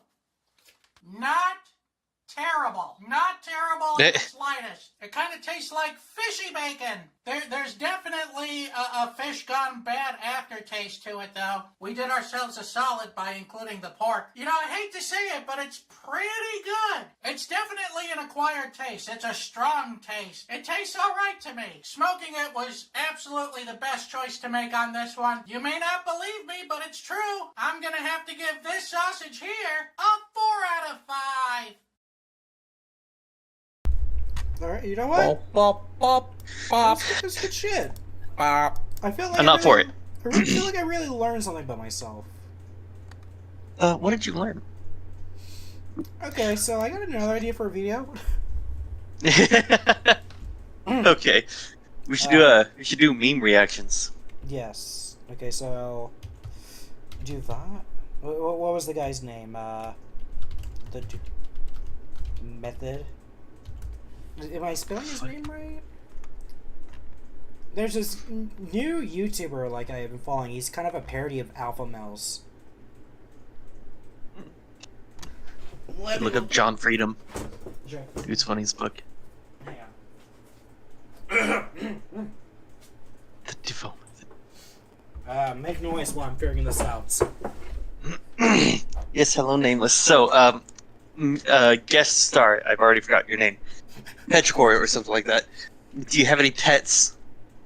I wish, but like, I don't Rip. trust myself to take care of a pet, much less a child. So, wanted a corgi for ages, though. I'd be so fucking down to have one. Understandable. My pig would like one too. What?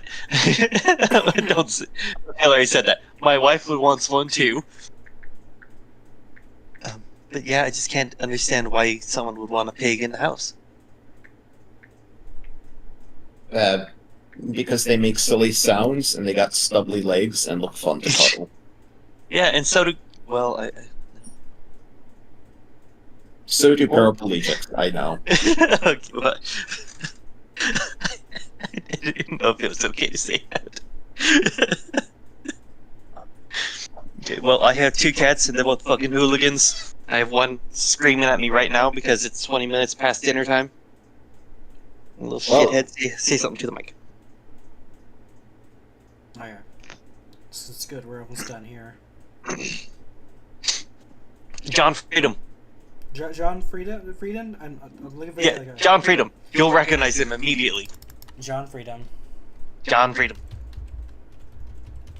He's the most American YouTuber I've ever heard.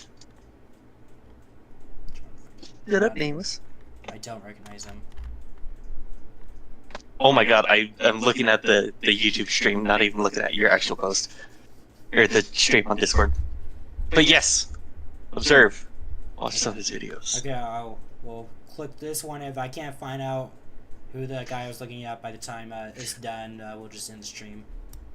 All right, sounds good. Earthlings, patriots from sea to shining sea, and everybody else. It is I, the ultimate founding father, John Freedom, and yes, I am the real John Freedom. And yes, I do genuinely plan on running for President of the United States. For everyone that is not used to me, excuse my voice, it is my character's voice, it is the way it is. But my run for President of the United States is legitimate and serious. Some may say it's ridiculous. Some may say this is the most unserious launch for a presidential campaign that they've ever seen in their lives. Let me tell you right now, you have not seen anything like this for a long time, so it may seem unserious, it may seem new, and it may not gain a lot of traction right now. But let me tell you what. My determination is never-ending to be President of the United States of America and to live in 2040. The reasons why I want to legitimately be the President of the United States. Hang on. 50,000 subscribers? I can get this guy on the podcast. Do it! Get John Freedom up here. His shorts are a lot better. I'll do it. I'll do it. A massive and undying, unwavering love of country and heart for my countrymen. There's only really a scale of 0 to John Freedom, at best. And let it be known, my fellow countrymen, that I will do absolutely everything in my power to get elected, and once I am elected, I will do absolutely everything in my power to help you and help your lives be better. My success solely revolves around the will of the people, and that is the way it should be because we are a fucking democracy. Let's go! So tell your friends, tell your family, tell your pets, tell absolutely everybody about my presidential campaign. The larger body of people that know that, the more likely it becomes. So I require your support before the election to spread the word of John Freedom. I am also a certified genius that will handle all the topics of politics from a bipartisan view. Restore freedom to absolutely everybody in the world and drink all the oil. So those are the reasons why you should vote for me, and I do legitimately hope to earn your vote as more than just voting for John Freedom because his name is John Freedom and that's a funny idea. I hope to earn your vote also because I want you to know that your interests are my interests. God damn it, my interests are the entire body of the American people, left and right. Absolutely everybody. Even the camera was shocked by that. Nowadays, it's all just left or right. I am here today. I want absolutely everybody to be happy on everything. Yes. Epilepsy warning.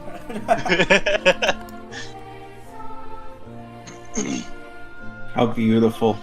I'm going to awesome. shed tears. We went from the new norm. This is a very patriotic episode. No, not even an episode. It's just this is him, John Freedom, the freest man on earth. Yes, I'm talking my about the ambitions podcast. to run for president are not a Yes. joke. They are not a character bit. They are serious. And I genuinely plan to do everything that is best for our country. And I genuinely love my country. As a side note, if I am elected President of the United States in 2040, when I plan to be President of the United States, I will be the 50th President of the United States of America, which is so based. John Freedom 2040 for President. I also want to announce that I am creating campaign merchandise and it is on the way, including signs, plushies, shirts, everything that you could ever imagine on the way. Yo, this ties into what we were discussing earlier about younger generations. Because if they keep going as they are now, this guy will get elected. Oh my god, you're right. Just for the meme material. That'd be so fucking funny. I look forward to it. That is the best nation in the entire history of the world. But that is all I really have to say. Stay tuned for my future political ambitions and for every update of the Freedom Presidential Campaign. Thank you for watching. God bless, and I'll see you later. I'm shedding tears right now. Holy shit. I remember the thing, and don't worry, they're YouTube shorts. So we'll just go through a few of those, and then we'll do call it quits. Royce DuPont. This guy is an incredible actor. Okay. All right, I'll sell it to you for 10 grand. No deal. No deal? All right, guys, no deal on the final offer, which means our guy. back's against the wall, and we have to use a DuPont ultimatum. I haven't had a drink in 14 years, but you made me feel pretty powerless right there, so I think I'm just gonna relapse in front of you. What? Last time I had a tequila soda, I was found in the net under the Golden Gate Bridge. Time before that, I tried to kill a room full of people. So, bottoms up. See you now, asshole. I'll take the deal. Okay, for 10 grand? Yeah. Done. You know what? All right, I'll sell it to you for... All right, I'm gonna need a volunteer for this next one. You, sir, what is your name? Brandon? Okay, Brandon, we're gonna do a quick exercise, okay? Sell me this pen. Okay. Give me that fucking pen, Brandon! See what I did there? I got this pen for free using the DuPont approach, okay? Write that down, we're gonna come back to it later. Oh, I guess Brandon can't write anything down because he doesn't have a pen. All right. The way he says things up, like the acting is so good, you think they're real. Oh, yeah. Let's run a quick scenario, okay? I will be the boss, and you will come to me for a raise. Go. Sir, I was wondering if I could have a raise. I'm listening. Well, I've been a top-performing salesman at the company for the last 3 years. I'm the first one in it. Okay, stop. It's done. Really? On one condition. Sure, what's that? You tell my family I love them. If I give you this pay raise, it'll come out of my paycheck, which means I won't be able to provide for my family the way I want to, and I can't live with that. So... Wait, I want the raise, it's fine. Just What? I don't want the raise. I don't want the raise, it's fine. See what I did there, guys? I negotiated with death. DuPont executive approach to higher salaries. Let's run a quick scenario. What the fuck? Amazing. What the actual fuck? Cancel culture. That might as well read fairy dust to me. Who here thinks they can cancel me right now? You there. Try to cancel me. No, come on. Try to cancel me. I can take it. I think you're misogynistic sometimes. Misogynist. You think I'm what? Sometimes? Nothing. No. You said something. You said you think I'm what? I like your perspective. What do you think I am? What do you think I am? These guys can't cancel me, and neither can God. Nice. The fucking glance at the ceiling. For real. Okay, we'll do two more, and then that's it. In a one-on-one business negotiation, you are pretty much guaranteed to win the argument if you pull a gun on him, right? What is it with them and guns? But Royce, what if I'm trying to win multiple people over? What if I'm trying to win over a boardroom? Darn, you got me there. Guess that's it, right? End of the show. I got nothing else to say. Darn. If only there were a way to threaten multiple lives at once. So what are you saying, Mark Cuban? We got a deal? What is this? Mr. Wonderful, you want in too? Okay. Barbara? Well, it's In a unethical, one-on-one- but it would be effective. It gets the point across. You get the deal. I imagine with all that money he's making, he's hiring some pretty good lawyers. Yeah. Listen, there's a pedophile on the loose. That's a completely different YouTube channel, but I like this channel. We're just gonna ask you a few questions and we'll get you out of here, okay? Okay. You weren't handpicked, you're not a suspect. Yeah. Okay? Yeah. All right, first question, Mr. Tomlinson. Are you a pedophile? What? No. God. Isn't that what a pedophile would say? I don't know. Yeah, maybe. So you agree that you're answering the question as a pedophile would? Jesus, stop. So you agree that your answer is similar to a pedophile's answer, yes? Stop making me a pedophile. Are you a cat person, Mr. Tomlinson? Yeah, I like cats. Great. Great. You like race cars? Yeah, I love race cars. Yeah. How'd you know that about me? Check this out. What do you think about that? That's skill. That is skill. That's skill. That is skill like that is insanely sexy. Yeah, I'd be attracted to that too if I was a pedophile. Because there's a 13-year-old girl driving this car. Cuff him. Oh! What the fuck? I got another one. Amazing. Listen, there's a pet. What the fuck? Highly recommend that YouTube channel. That's a bad idea. They're Absolutely. yeah, they are incredible comedic actors. But yes, okay, I think that's pretty much all we So got. are you. Any closing thoughts, Petrichord, Reggie? No, none for me. Petrichord, thank you for being on the show, and Muggany, thank you for having me on the show. Hey, you're welcome. Heck yeah, and heck yeah. All you, Petrichord. Any last words? Just make sure to stretch before dabbing. You don't want to accidentally pop a socket. That hurt. Yes. Excellent advice. Valuable wisdom. Wish I thought of it. Excellent advice. And, If you want to appear even more wise, just like press your hands together. People will think it's prayer, and everyone knows that like religious people are the wisest. okay. It comes from some creed or another. Before That, or everyone will think you're the Avatar or one of the Naruto ninjas, and those are both cool. Dang, he's got a point with that one. Before we close out, I forgot to ask you the ultimate question. Yeah. Okay. I'm just adding the science for levity. Which character would you fuck? Ember. Of course, Ember. Alright guys, so this has been SnarkCast. With me, Muggany, Reggie. It's your boy Incorporated. Good night, Los Angeles. And our guest, Petrichord. Hey, don't forget to wash your hands on the way out. You don't know who you've touched. Don't wear stripes.